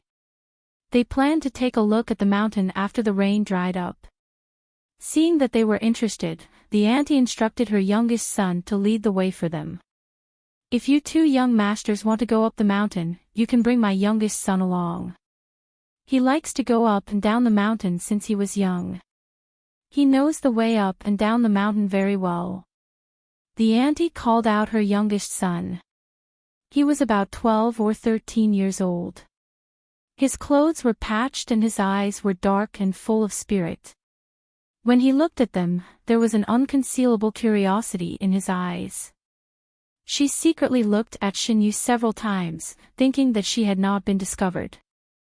The young man's eyes were clean, clear, and not annoying at all, so Shen Yu didn't expose him. It didn't rain that night, so the woman tidied up her youngest son's room for them to stay in. The conditions at home are simple and crude, so please don't mind. We should be thanking Auntie for taking us in. Otherwise, we might still be outside in the rain. Shen Yu's attitude was gentle. With just a few words, the woman let down her guard and told them a lot of news about the village. The village was located at the foot of the mountain and was surrounded by mountains on 3 sides. It was very difficult to go out. They were basically self-sufficient and planted some food at the foot of the mountain. Every once in a while, the men in the mountain would go hunting in groups to supplement the family. The cup was found by the men when they went hunting. The master of the woman's house and her eldest son took the game to the market, leaving only the woman and her youngest son at home. According to the woman, every family was like this. Most of the people who stayed were the elderly, women, and children. It was no wonder that when they first entered the village, the people they met were vigilant towards them. Shen Yu guessed the reason from the woman's words. The young men in the house were not at home, so it was normal for them to be vigilant when strangers suddenly came. After chatting for a while, the woman went out. Shen Yu sat on the bed and poked Shang Junlin's arm. Shang Junlin lowered his head and looked at him in confusion. "What's wrong? Your Majesty, have you lived in a place like this before?" Shen Yu leaned his head on the man's shoulder and couldn't help but think of his previous life. There was a period of time in his previous life when he was running around for King Yu and suffered a lot. He also lived in a farmer's house. At that time, he didn't feel anything. Now that he was with Shang Junlin, even if the surrounding environment was bad, he still felt sweet. This trip back to the capital was definitely not comfortable. Shen Yu was not someone who couldn't bear hardships. This was nothing to him, but Shang Junlin always had a faint sense of guilt. The man hid it well, but Shen Yu still felt it. He could roughly understand why Shang Junlin felt guilty. Shang Junlin always wanted to give him the best of everything. This trip back to the capital was too far away. Shang Junlin held Shen Yu's hand, which was hanging by his side. "When I was marching in the army, I lived in all kinds of places. But at that time, I was alone. Now that I have you by my side, it feels different. As long as Yu was by his side, no matter what the surrounding environment was, Shang Junlin felt that it didn't matter. It feels very different to stay overnight with your majesty. Shen Yu's voice was very soft, as if he was sighing. Today, I think that with your majesty, even if we can only live in a small village, it's not bad to live a life where we work at sunrise and rest at sunset. Shang Junlin held Shen Yu's hand tightly. If we really live here like everyone here, will your majesty hunt and raise me? Before Shang Junlin finished speaking, Shen Yu interrupted him. I can't carry anything with my hands or shoulders. Without your majesty, I may not even be able to eat. Shang Junlin couldn't help but think along with Shen Yu's words. If he wasn't the emperor and was just an ordinary person living in the village, he would definitely do his best to let Yu live a good life after getting Yu. He had good strength, he could go up the mountain to hunt, he could plant crops in the fields. Yu only needed to wait at home for him to come back. He couldn't bear to let Yu do any heavy work. He and Yu were like thousands of ordinary couples. Whatever Yu wanted to do, he would do his best to satisfy her. Your Majesty, quickly say it. Shang Junlin didn't speak. Shen Yu was dissatisfied and knocked his forehead against him. Shang Junlin reached out and hugged the young man again. He lowered his head and rubbed his face. Yu doesn't need to do anything. I will take good care of Yu. I won't let Yu suffer or be tired.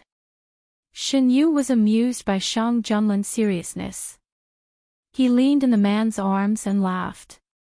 Perhaps the two of them had discussed this topic that night. Shen Yu had a dream that night. In the dream, he and Shang Junlin had been living in the village. During the day, Shen Yu would move a small stool and sit beside him to watch a man in coarse short clothes work in the field. The small stool he sat on was also made by the man himself. In the hot summer, the man walked towards him with a head full of sweat. He got up and took out a clean handkerchief to wipe the sweat on the man's forehead.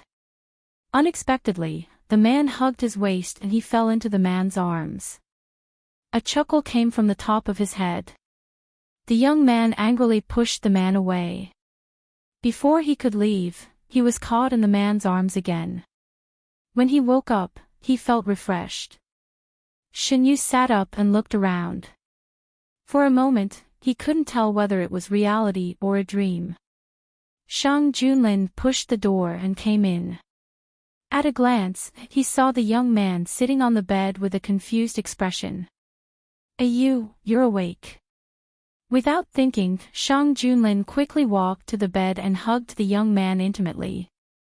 Every time he woke up, Shen Yu would be in a semi-conscious state for a period of time. During this period, the young man was very different from usual.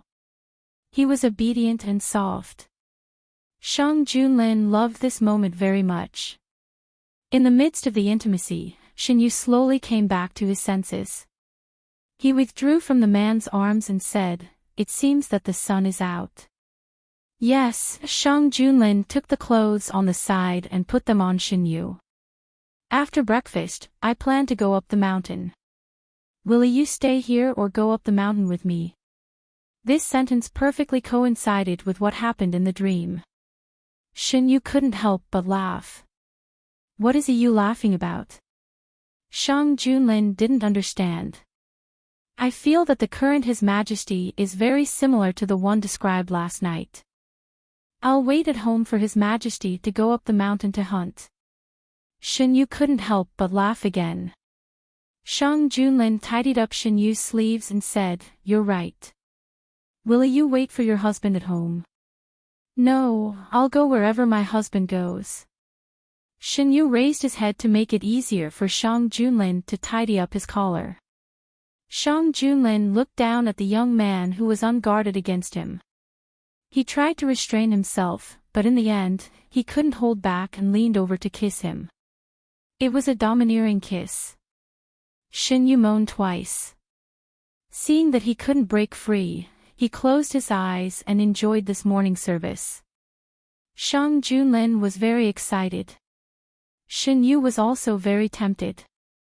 Unfortunately, the time and place didn't allow it. The two kissed for a while and had to separate before things got completely out of control. Shin Yu leaned on the man's chest. Both of them were breathing heavily. Not knowing what Shin Yu thought, he suddenly laughed. The low laughter was heard, and his body trembled slightly. Shang Junlin's fire, which had been suppressed with great difficulty, almost burned again. He had to grab the young man's shoulder and separate him from his body. "What is you laughing about?" The man's voice was low and hoarse. It was filled with lust and helplessness. "He's laughing at your majesty." Shin Yu's voice was filled with laughter. "Your majesty also has such a day." Shang Junlin didn't mind being teased by Shin Yu. He lowered his head slightly, leaned close to the young man's ear, and bit the jade-like earlobe. "You dare to make fun of me? When we return to the palace, I'll treat you well." At this time, in this position, it was self-evident what kind of treatment he would use. Shin Yu's body trembled. This time, it wasn't because of the laughter. He grabbed the man's sleeve. The contrast between his white fingers and the black clothes was even more obvious. He refused to be outdone and said, "I'll wait and see." The man's eyes darkened. His eyes were filled with strong emotions. He unconsciously tightened his grip on Shin Yu's shoulder. Feeling the danger, Shin Yu coughed twice and reminded the man, "Well, your majesty, we should go out." Shang Junlin closed his eyes and suppressed the various reactions of his body. The two fooled around for a while. When they left the house, half an hour had already passed. Breakfast had been prepared. The conditions were limited, so there was only a simple porridge and side dishes. The woman set the bowls and chopsticks and stood to the side a little uneasily. Shin Yu and Shang Junlin sat down together. After breakfast, the two walked outside. Then, under the guidance of the woman's son, they went up the mountain. The mountain road was rugged. It rained yesterday, so it was muddy. After walking for a while, Shang Junlin suddenly stopped. The young man looked in front and said, "The road ahead is more difficult to walk." Shin Yu looked in front of him. Indeed, the road was narrower. A few hidden dragon guards followed behind them. There were also some who were hiding in the dark. Along the way, the young man looked at the hidden dragon guards curiously. He didn't understand where these people came from. He didn't see so many people around before. Shang Junlin walked in front of Shin Yu and said, "I'll carry you up." Shin Yu thought for a while and didn't refuse. He leaned on the man's broad shoulders and felt very safe. "Are you brothers?" The young man looked at them enviously. "You have a good relationship. My brother doesn't like to carry me. We're not brothers."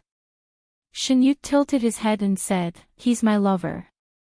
"Don't you think so, Brother Lin?"